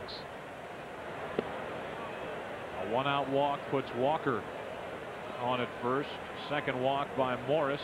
1 on, 1 out for Todd Helton. This copyrighted telecast is presented by authority of the St. Louis Cardinals. It may not be reproduced or retransmitted in any form, and the accounts and descriptions of the game may not be disseminated without the express written consent of the St. Louis Cardinals. Here's Helton. Todd is 1 for 2 today. Trying to hit one off the end of the earth. Strike 1. Trying to hit one of those 6-run home runs to tie it. That's what the Rockies need. Here's an 0-1. Jammed a bit, and that will end up in the glove of J.D. Drew. 2 out. Batter will be Zeal. Coming up tonight and every night, it's the Midwest Sports Report. 30 minutes of nightly sports news, completely dedicated to the home teams throughout the Midwest. For extended regional highlights and in-depth interviews, catch the Midwest Sports Report nightly at 10, only on Fox Sports Net. Cardinals and Blues recap. Talk about the NCAA game.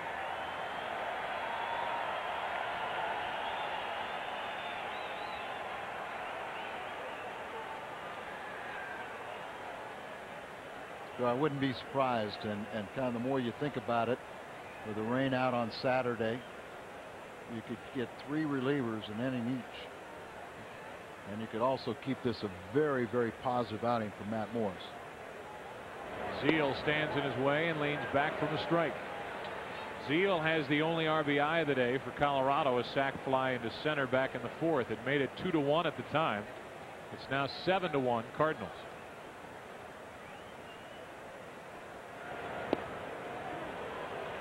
One ball, 1 strike.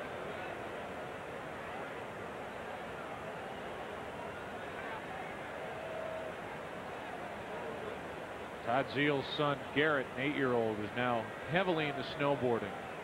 And I think that had something to do with him agreeing to restructure his salary to go to the Colorado Rockies. No place better to snowboard than in the Rocky Mountains. What about school in California, though? Well, that's a minor issue that they'll deal with. Here's a 2-1 to Zeal. 2-2.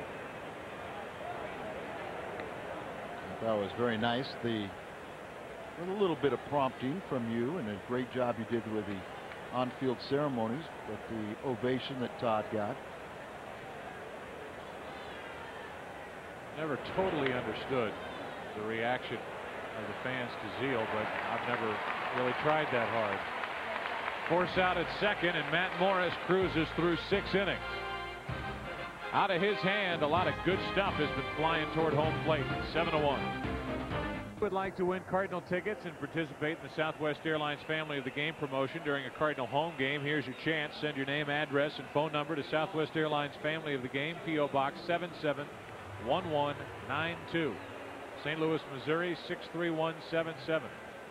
Good luck. New pitcher in the game for Colorado, their 4th of the day. Went Hampton, Reyes, James for an inning, and now it's Rick White, former New York Met, Tampa Bay Devil Ray. I wonder if he gave that scouting report on his former catcher, Mike DeFelice. But see, last season, 55 games, he won 4 out of 9 decisions, ERA under 4, couple saves. Very durable. He pitched nearly every day.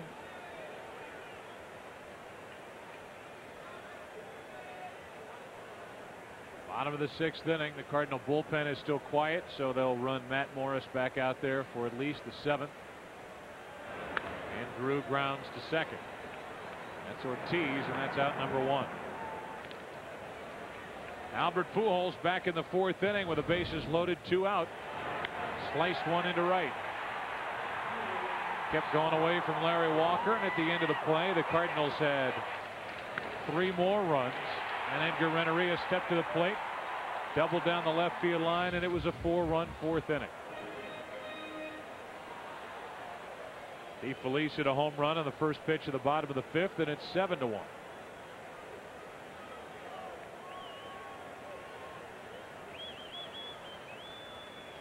Albert 1 for 3, takes a strike.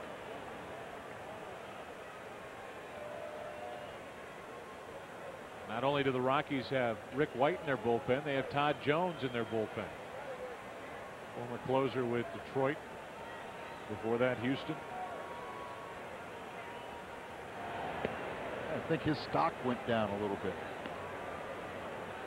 Really did. You know, the Cardinals had some interest in him last year, you know, maybe early in the season.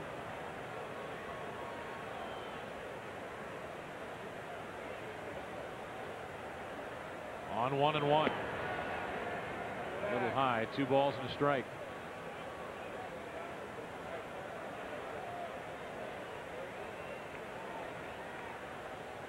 Everything is a final around the National League. I mentioned before the inning ended a couple of half innings ago about a wild game in Boston. That's into center field, well hit. Pierre back at the wall, off the wall. And another extra base hit for Pujols, his 2nd double of the day.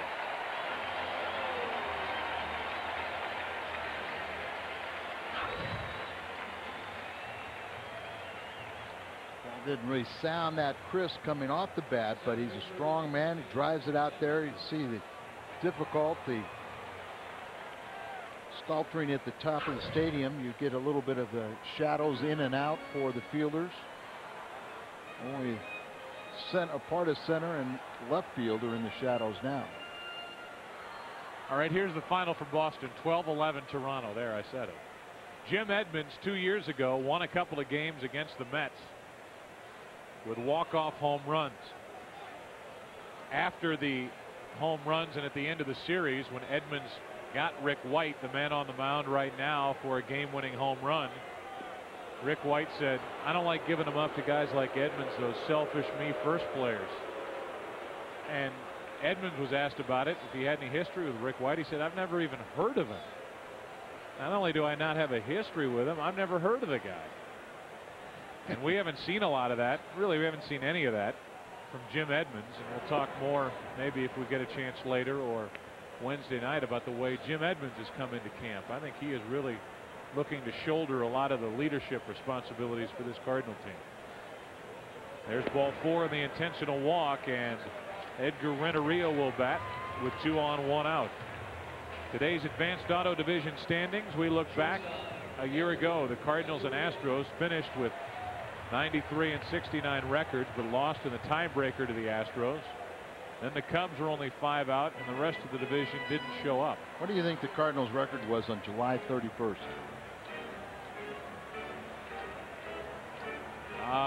I have absolutely no idea. 2 games over 500, 53 and 51, and then they finished 40 and 18. Great finish, but I think you'd rather get out of the box a little quicker, not put that much pressure on yourself. 2 on, 1 out. Renteria hits it foul. I think this team is better built for a long stretch and won't fall into long slumps like they did last year. Absolutely. That goes with the starting pitching, with the bullpen not blowing leads late. I think it also has to do what we've talked about of more contact hitting, getting away from the home run, trying to manufacture runs in all different ways. 2 on, 1 out for Renteria.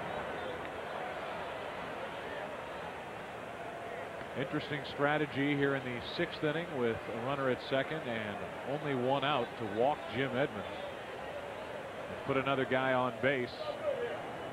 Cardinals already lead by 6. Tino Martinez waiting to hit next. Got a sinker slider type pitcher trying to get those ground balls to induce an inning double play. But you don't want to do that on a habit in Colorado, do you? No, that is disastrous. Can be if you put extra guys on base. Tino Martinez on deck, and Martinez is familiar with White from his days in the American League. Tino was walked, lined out to center, and grounded out. 7-1 the Cardinals lead. They have 2 on with 1 out. And Renteria is hit by the pitch to load him up for Tino.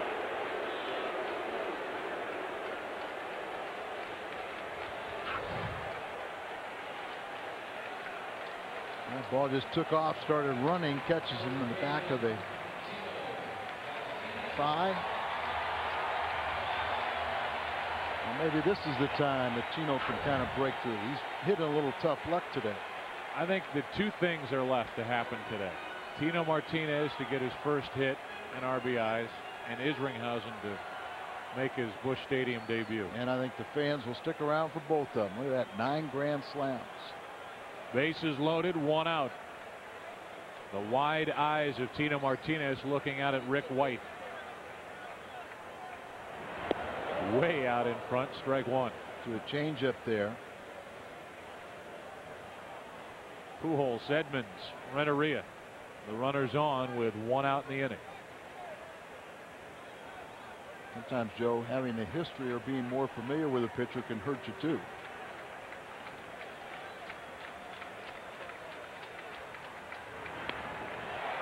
Into right center field. Walker is back to get it. It's a sac fly and the first Cardinal RBI for Tino Martinez. It's 8-1 here in the 6th inning.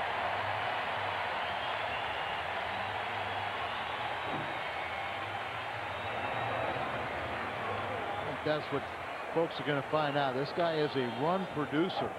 And he also is smart enough to know that you don't always have to do it by getting the base hit. You can pull the ball, you can hit sacrifice flies, goes down and gets that pitch, lifts it, and at the very least you get 1 more run. So now Tino's chipped in, and it's an 8-1 Cardinal lead for one of the hitting stars of the day, Mike DeFelice.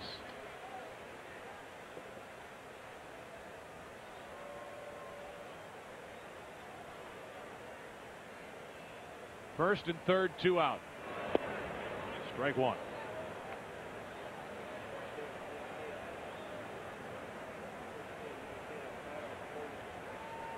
DeFelice, an RBI single back in the second, and a home run on the first pitch of the bottom of the fifth.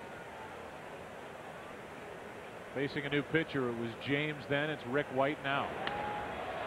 That's into left center field. Should be handled. Hollingsworth to his left, and the inning is over. The Cards get another run. Crossing home plate, Albert Pujols on a sac fly by Tino Martinez. Cardinals lead by 7. 8-1 St. Louis opening day 2002, and Matt Morris has done just a fantastic job really picking up where he left off last season as we welcome you back to our first telecast of the baseball season during the regular season. Well, for Matt Morris, what a difference a year can make. Remember, this time last year, a little bit uncertain as to how he would feel coming back from that arm surgery, and then, of course, he spent the previous year in the bullpen, and that made a huge difference for him. And talking with Matt Morris, he said that was the right way to treat his injury. He credits Walt Jocketty and Tony La Russa for what happened last year, and think about what he did right here at Busch Stadium. 15 home wins, established a Busch Stadium single-season record, and Morris looks like he's just picking up right where he left off, guys. So far, he's allowed only 1 run on 4 hits. He has struck out 6, walked 2. And he deals with Hollingsworth, who he has made look bad with a steady diet of curveballs. He misses outside with a fastball. Ball 1. I wonder if that's a show-me fastball with some curveballs coming. That's down the line and foul, out of play. Strike 1. Joe, I think it's kind of one of those things to see if I can sneak a quick strike by him, because he's got to be guessing with me, guessing curveball. And of course, that's why he struck out twice, is because he's been guessing. 2 balls and a strike. On deck is Jose Ortiz, then Gary Bennett. And if the Rockies get there, they'll pinch hit for White. They have Todd Jones getting loose in the bullpen. Hard hit, but there's Edmonds. That's automatic. 1 out. Cardinal fans, every Friday during the season, it's Busch Bash Night at the ballpark. Come visit the Southwest Airlines Family Pavilion every Friday throughout the season for pregame party featuring a live band, a chance to win Cardinal tickets and other activities courtesy of Busch Beer. For tickets, call 421-3060 or log on to stlcardinals.com. That's fair. And Ortiz finally gets one past Polanco at third. It's a 1-out double.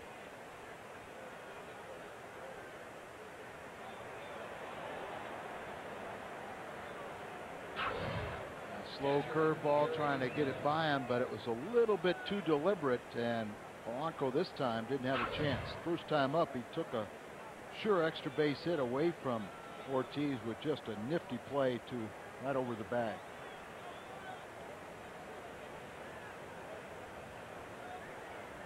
Here's Gary Bennett, the catcher, who's 0 for 1 with a walk. And a pinch hitter, Shumpert, is into the on-deck circle. Runner at second, 1 out. Bennett. Strike 1.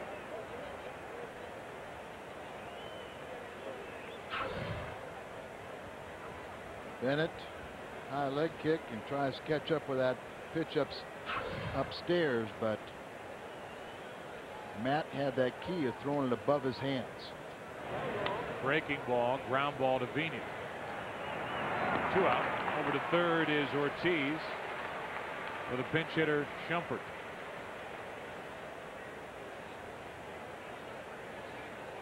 Rick White ends up going 1 inning, allows 1 run on 1 hit. 1 walk. It was intentional. He hit a batter. No strikeouts. Todd Jones will be the new Colorado pitcher in the bottom of this 7th.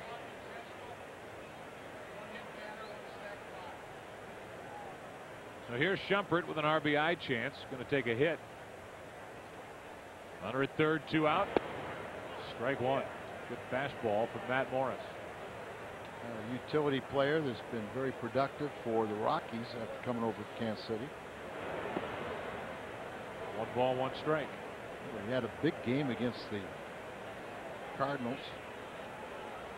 15th professional season, 13th in the major leagues, 6th in the Rockies organization. Good curveball, strike 2. Shumpert lives in Lee Summit, Missouri. born in Paducah. I was going to say he's from our area. Hit .459 with 4 doubles and a homer in 16 games in spring training. The homer just happened to be a grand slam on the first game of spring. So he hit well during the spring and made the club again. He waits for a 2-2 pitch from Morris. Curveball, inning over. Strikeout number 7. A double in the inning, a man left, and the Rockies have left 5. To find out what's going on in the world of sports, let's go to the Fox Network Center. This sports break brought to you by K-Swiss. I'm Van Earl right at the Fox Network Center. Opening day for 20 Major League Baseball teams as the 2002 campaign officially gets underway. The red-hot New Jersey Devils taking on the Islanders with playoff positioning at stake. And the Maryland Terrapins go after their first ever NCAA basketball title as they take on the Indiana Hoosiers. For all the latest news and scores, stick and stay with Fox Sports Net. Lisa Weaver, today's merchandise prize winner in the Hyundai Long Drive Inning Sweepstakes. If the Cardinals hit a home run in the 7th, Teresa Weaver will qualify for the grand prize drawing of a Hyundai Santa Fe at the end of the season. To register, visit a St. Louis area Hyundai dealer to complete an entry form. Well, Joe, it looked like the way Matt Morris came off the field to the handshakes of his teammates, he's probably through. Steve Klein is warming up down there in the bullpen, so a great job from Matt Morris. See Steve Klein probably in the 8th, and Jason Isringhouse just to give him a little tune-up, give him a little work in the 9th. Sounds like a good formula. Not bad at all, and we'll have a pinch hitter to start the bottom of the 7th inning, Kerry Robinson. His first opening day as a Cardinal, joined the team pretty early last season and really added a lot to this team. Kerry will bat against the new pitcher Todd Jones. Todd been around quite a while, about 183 saves, and Kerry Robinson last year led the club with 11 pinch hit. He is our auto tire pinch hitter.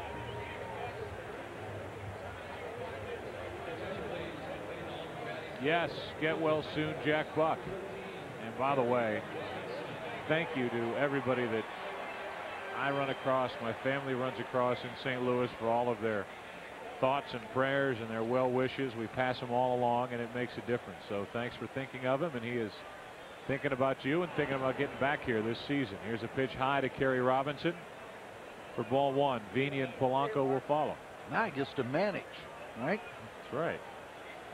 He gets to grade our work. That's why I was trying to make him a manager. Robinson hops out of there. Kerry hit .306 during the spring. Numbers from last season. Goes off his speed, but nobody can outrun the baseball as Uribe makes the play. 1 out. Batter will be Vina. Cardinal Baseball is a production of Bud Sports and is an exclusive presentation of Fox Sports Net. Bud Sports got a new logo. I have to change all my free t-shirts. Oh, that means we get all new stuff. That's right. Can't have the old.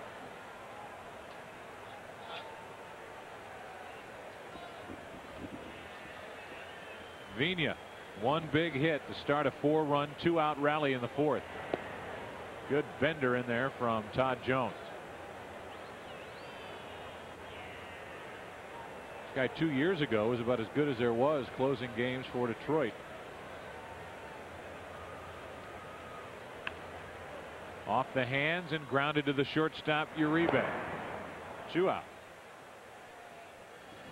He had some good years with the Tigers. Yes, he did. Let's see, 42 saves in 2000. Well, just look at, he started learning in Houston in 95 with Houston. He had 15, 96, 17. Goes to Detroit in 97, 31, 28 the following year, 99, 30, and then 42 to lead the American League. That's in for a strike at the knees to Polanco, who's 2 out of 4 today with 2 singles and a run scored.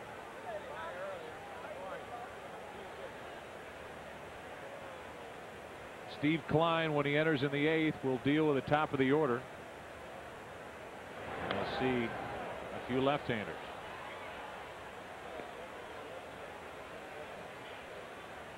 We'll see plenty of Steve Klein in the 8th inning during the season. And because Isringhausen is out there, frees up Tony La Russa to not have to save Steve Klein for any 9th inning work. Uribe ties a record. 3 assists in the inning. And our good buddy, the man with the darkened red Cardinal hat, will enter as we go to the 8th. It's 8-1 St. Louis.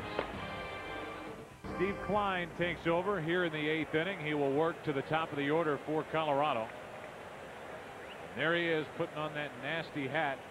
6th major league season, 29 years old, a high school wrestling coach in the offseason.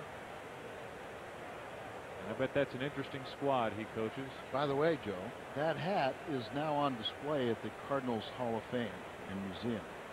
You'll know where to find it by the smell and the flies. I did hear Paula Holman, the curator of the museum, said that before they found the case for it, they didn't know where it always was.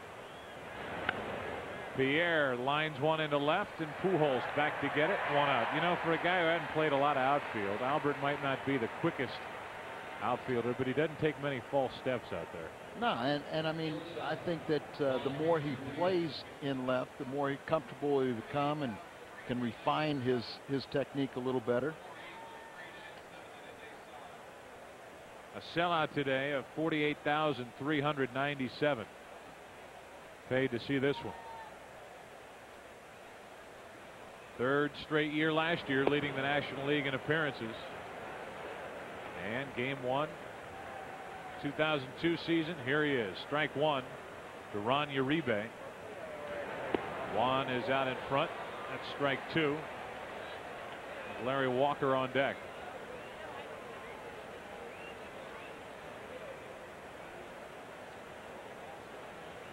There was nobody throwing the ball any better during the spring than Steve Klein.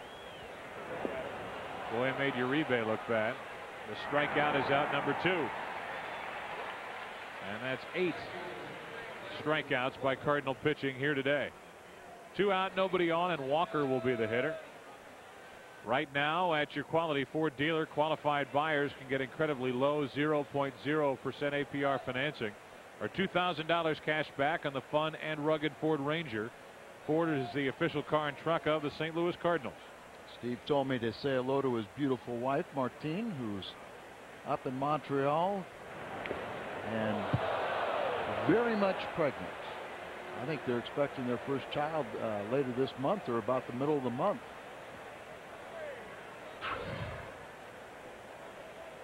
There's a guy standing back here by the screen, has no idea how close he came to getting a bat, pushing the screen back and flicking him in the noggin. There he is. I'm sure somebody just told him. Yep. 2 out, nobody on, and the 0-1 pitch to Walker. Well, he can hit. A 2-out single into left center field. Kerry Robinson, who stayed in the game to play center. Edmonds is out for the rest of the day. Gets it back in. Larry, just a professional hitter. And there's a fastball up there. Didn't look like it had the arc or change of top speed from the slider that Steve possesses.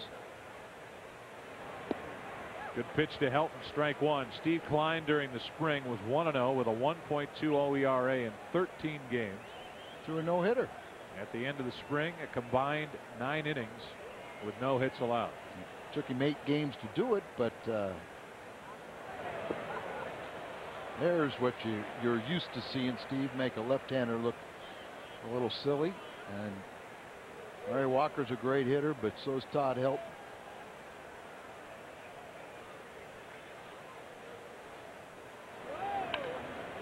And he reaches out and floats one into center.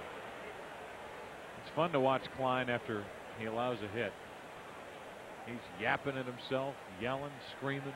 Oh, Joe, how about the other day in the clubhouse, still in Florida, when he entertained everyone imitating Tony La Russa?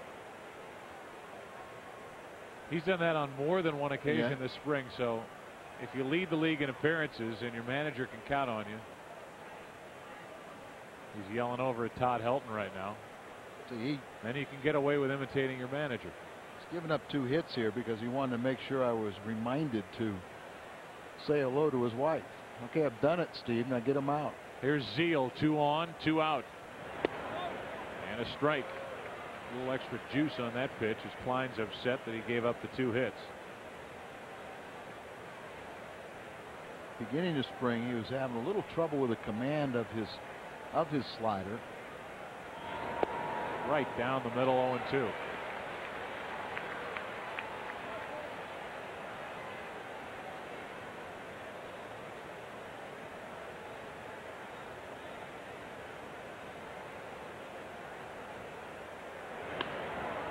Into left center field. That ball won't be caught.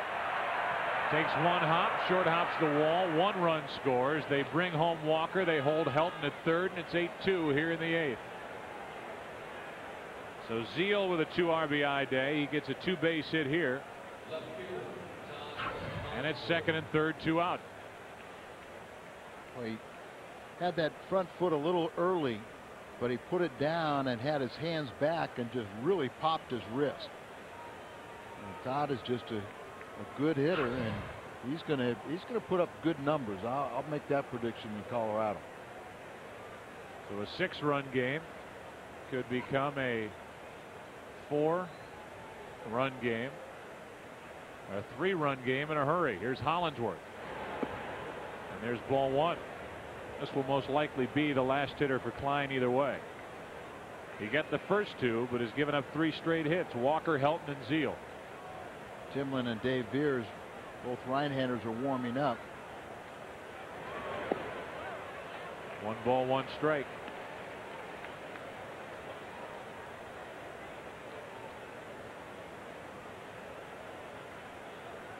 Runners on at 2nd and 3rd, 2 out, 8-2. The Cardinals lead in the 8th.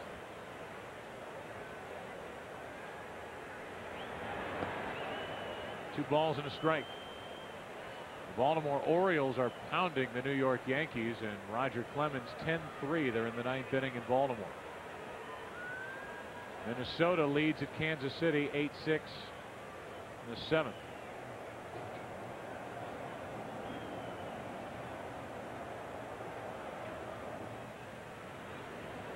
Here's a 2-1.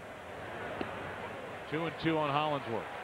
Just to finish the scoreboard, Seattle at home leads the White Sox 1-0 after 5.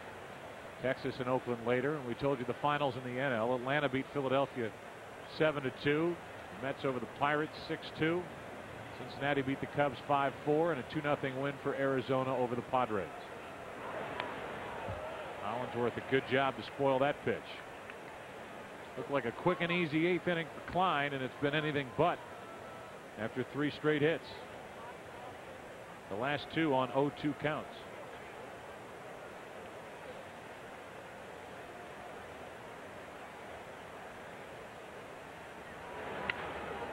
That's foul.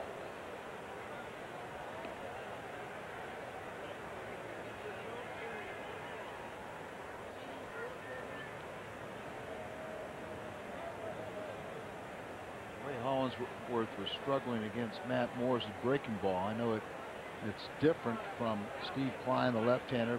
Very good slider. And he's thrown some good ones today and thrown some that really didn't do much. There's it. Inning over. He's back. Bottom of the 8th, 8-2 Cardinals. 2002 opener on Fox Sports Net, and the Cardinals in control of this one 8-2. We welcome you back to a sold-out Busch Stadium. It's been all Cardinals here today. Joe and Al, we told you we're going to tell you about some of the great memories of the past opening days here at Busch Stadium. We showed you the very first one back in 1966.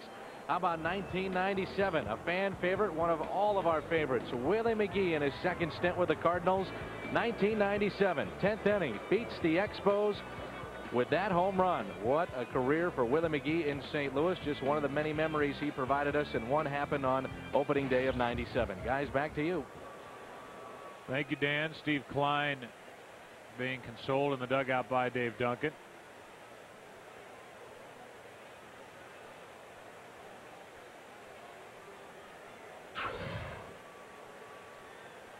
I wonder if they're thinking that Colorado's picking up signs or something, but there's an awful lot of discussion down there after a one-run inning. A lot of talking, and you try and refine things. You sit there and you have the luxury of having a big lead, but you don't want to have that same results with trying to protect a one-run lead. Jose Jimenez is the closer for the Rockies, and he takes over here. Deals a changeup, and Drew pops it up. Third baseman Zeal gets it in foul territory. One away. Todd Jones, a perfect inning. All zeros. Jason Isringhausen will pitch in the ninth inning. We're in the bottom of the eighth, and the Cardinals lead it 8-2. Albert Pujols will step in. 2 out of 4 today with a pair of doubles, 3 RBIs, and 2 runs scored. Routine.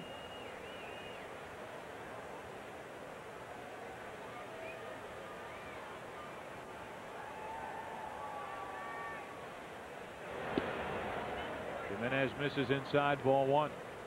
I know you're proud of the job that Jimenez has done since leaving the organization and taking over as closer for the Colorado Rockies. He has really become a pretty solid major league pitcher. Yes, he has. And the Cardinals really, if they would have had more starting pitching, this is where they really felt his job was, out of the bullpen, because he has that rubber arm and a great sinker. Sinkers usually do well out in Denver. Well, you don't see too many ground balls go over the fence. So it's a great combination out there. And he also, he throws hard enough. He's just, a little bit herky-jerky to the point where you don't get a good read. So if you only face him one time in a game, you really don't feel comfortable up there. Slings the ball. He's behind in the count here, 3-1 to Albert Pujols. 2 products of the Cardinal farm system facing off here. 8-2, the Cardinals lead, bottom of the 8th. And a 1-out walk. That'll bring in Eli Marrero to pinch hit for Steve Klein. Jason Isringhausen is getting ready to work in the 9th inning. Midwest Sports Report coming up tonight, 10 p.m. Cardinals and Blues recap. Talk about the NCAA championship, and we'll go around the major leagues. Opening day was yesterday. 1 game, but pretty much a full slate today. And here's Eli Marrero, 1 on, 1 out.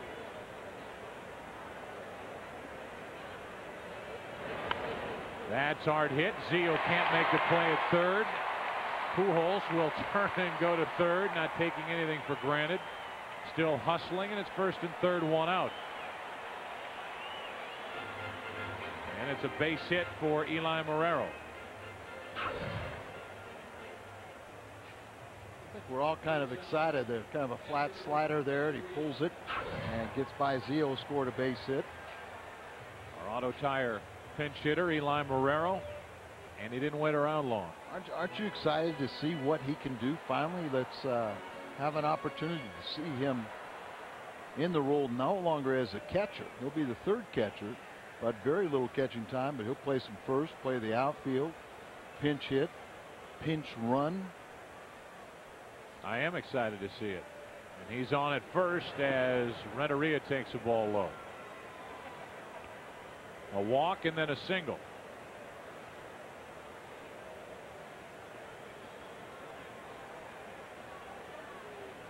Another scoring chance, and it's Renteria at the plate. Edgar's hit the ball hard today.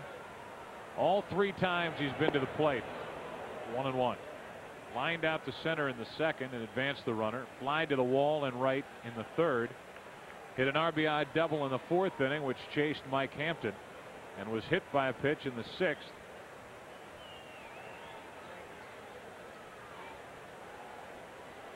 He bats here in the 8th. Over but low, and Jimenez lost his footing after delivering that pitch. The splits out there on the mound. If he wasn't loose before that pitch, he is now. Said he had a rubber arm. Now we know he has rubber legs too. First and third, 1 out, 2 balls and a strike. Up the middle, another hit for Renteria. Pujols scores, and it's 9-2 Cardinals.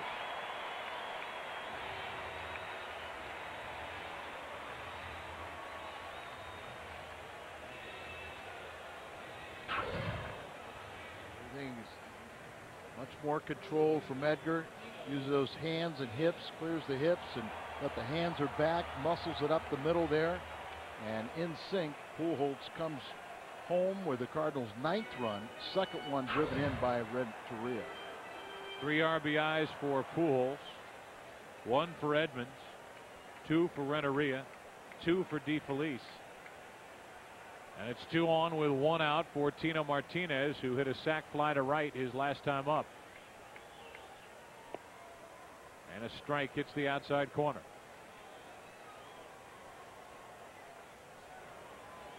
Billy Saffold from Springfield, Missouri has an internet question. Give us a refresher in the infield fly rule. You might see it right here. 2 on, 1 out. Martinez takes low. If my dad's listening right now, he'll be proud to hear me say, runners on at first and second, or first, second, and third, less than 2 out, and the ball's hit on the infield. The umpire's discretion that it's on the infield. The batter is ruled out, and the runners can advance at their own risk. Martinez takes low. It's 2-1. Perfect delivery, and we don't want to see Martinez, give us an example of it. No.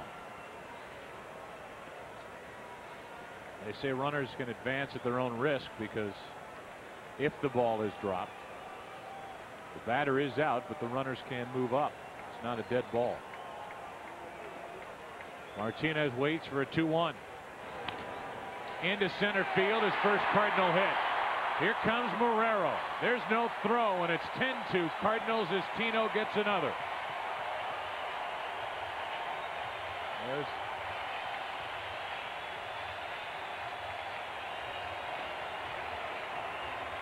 So he kind of touched on it. Maybe was never really totally appreciated.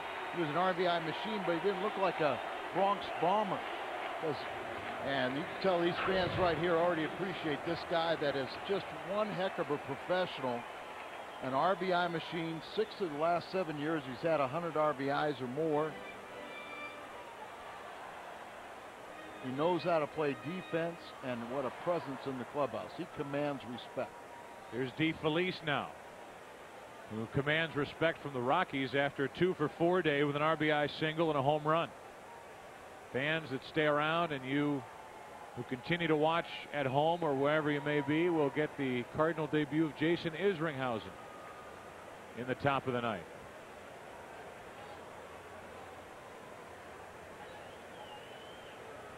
Drew fouled out, a walk to Pujols. Eli Marrero a pinch hit single, and back-to-back RBI hits by Renteria and Tino Martinez.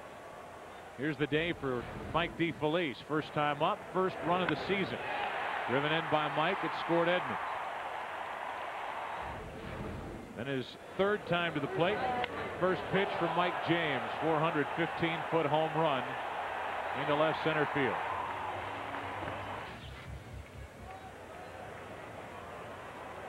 A 1-1. Broken bat. Jimenez gets the man at first, and like a punt, the runners advance to second and third for Kerry Robinson. 2 out.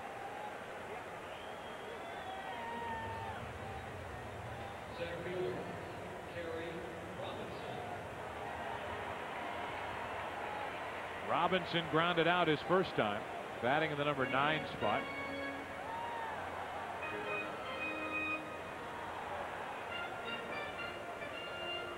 And if he makes a last out here, when Isringhausen comes in, the Cardinals might leave Marrero out there, get him some playing time in center. Something we saw him do quite a bit during the Grapefruit League season. Actually started the game Saturday in center field as Edmonds, who's been nursing a little leg problem, was the DH. Robinson with a count of 1-0 takes ball 2. Jimenez throwing low to mid 90s. Not much drama left in this one, except to watch Isringhausen pitch in the 9th. Here's a 2-0.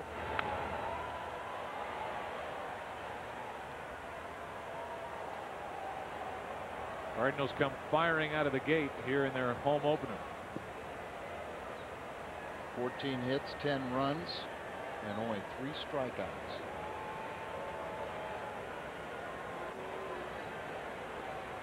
Vina one of them, Drew another. Morris, ground ball right side for Helton, and that'll do it for the first 8 innings. The first game of 2002. It's Jason Isringhausen's turn to come in and pitch. He'll take over 9th inning, 10-2 Cardinals. Ball on Fox Sports Net was brought to you by Bud Light. With a great taste that won't fill you up but never lets you down, make it a Bud Light. From the concession area to the new Cardinal closer, Jason Isringhausen, who takes over to work the 9th inning against the bottom of the order for Colorado with a 10-2 lead. From Brighton, Illinois, and a guy who I think the Cardinal fans, well, they already were standing and applauding when he walked in from the bullpen or jogged in from the bullpen. They are going to like this guy a lot. 34 saves last year for Oakland, and you look at that 2.65 ERA. That doesn't happen in the American League. Jose Ortiz late foul off to the right. Had a chance to talk with Art Howe about a month plus ago in Arizona and asked him about Izzy, and he just raved about him. Early last season, he was tipping off his pitches. That's when he gave up some of the blown saves, but he said from the second half on, once he figured that out, he think he only had about 2 blown saves, and can be overpowered. Goodbye. Ortiz saw it all. 1 out. Our play of the game is brought to you by Bud Light, for the great taste that won't fill you up but never lets you down. 2 out, bases loaded. Albert Pujols went the other way. A 3-run double. Later in the inning, a double by Renteria. The Cardinals opened it up, led it 6-1. They lead it 10-2 now in the 9th. 2-1 at that time, and so it was the real key hit of the game, and they didn't stop. Here's Gary Bennett. And there's ball 1. Everybody's looking back at that mound like they're having a tough time striding and planting their front leg. Isringhausen will work to Bennett and then Greg Norton, another pinch hitter.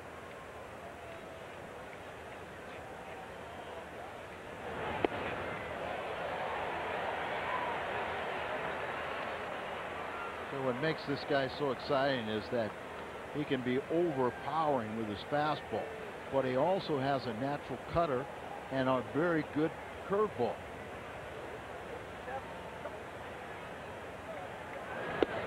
Oh. 96 on the radar gun at the ballpark, 91 on our radar gun, the slower gun. Gary Bennett, I'll tell you, it was 132.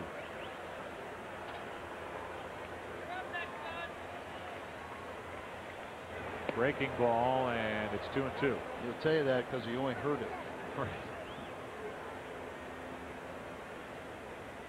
Isringhausen wearing the number formerly inhabited by Steve Klein. At Jason's request, though, it's a different jersey. Here's a 2-2. Fastball, foul ball.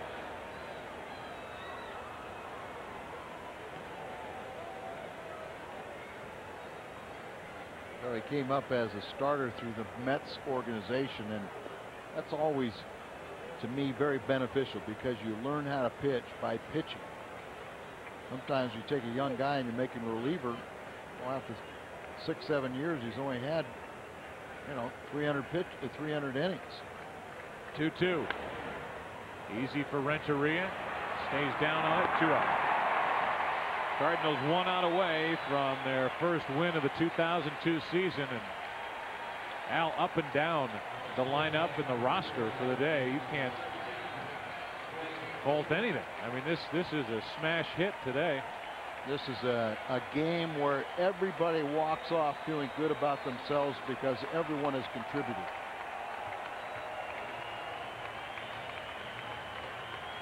Cardinals have racked up 10 strikeouts today. 7 by Morris, 2 by Klein, 1 by Isringhausen. Here's Greg Norton, the last hope for the Rockies, and a strike from Isringhausen. Off day tomorrow. Cardinals and Rockies, game 2 of the season on Wednesday night right here on Fox Sports Net.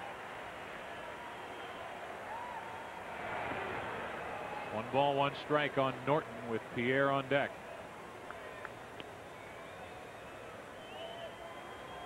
This guy's a pretty good hitter, Joe. He probably have crossed paths when he was with the White Sox.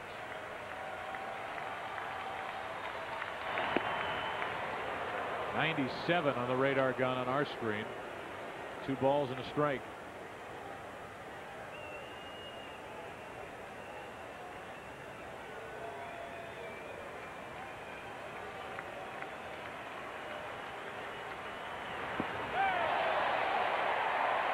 Two and two. How about that swing? Well, yeah, I mean, you're looking for the gas, and then he throws something off speed at you, and you just can't lay off it. Well, there's only one way that this game should end. It really ended with a strike 3 called and then getting away from DeFelice, like Mickey Owen chasing the ball back to the screen. Isringhausen thought he had a strikeout as well. I think he crossed him up. And that's why he crossed DeFelice up there, but then he was making sure that it wasn't a strikeout. That's where I got my indication of the cross-up, was looking at Isringhausen and laughed a little bit.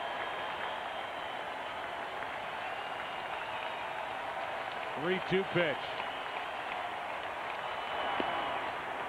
The game continues, a 2-out walk, and Pierre will be the hitter.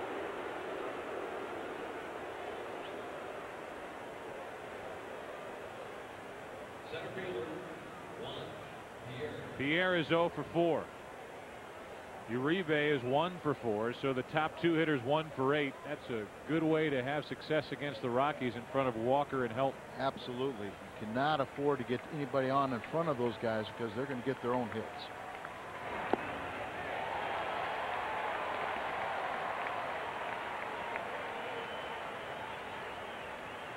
Cardinal fans have not seen this type closer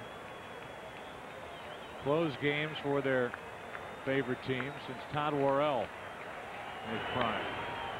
That's foul, strike 2, and again Isringhausen has a chance for a strikeout to end the day. That's what you want to do to end it in a game like this. Just always so much more rewarding to finish it with a strikeout. Kind of put the punctuation on the game. That's the way it's supposed to end. The Cardinals win it 10-2. Top to bottom, Al Roboski, this was a heck of a start to the season. Absolutely. Tony Russo, I asked him before the game. I was asking about the catching situation. I said, I don't want to get you started on a downer. He said, there's no way this could be a downer. This is going to be a fun game, and it was for the Cardinals. A 10-2 win for St. Louis. Everybody contributed. Great start by Matt Morris. Isringhausen at the back end of it. We'll come back in just a moment. To the season, let's relive the day. Video-wise, as the Cardinals come up with a 10-2 win. Albert Pujols, another huge day, picks up right where he left off. From Morris on down the line, pitching-wise, this was a fantastic afternoon. Our next broadcast on Fox Sports Net will be Wednesday night, 6:30 with Cardinals Tonight. Rockies and Cardinals, Garrett Stevenson, Denny Nagel. Don't forget the Coyotes and Blues tonight, 7:30, right here on Fox Sports Net. For Al and Dan, I'm Joe. Cards are 1-0. Goodbye.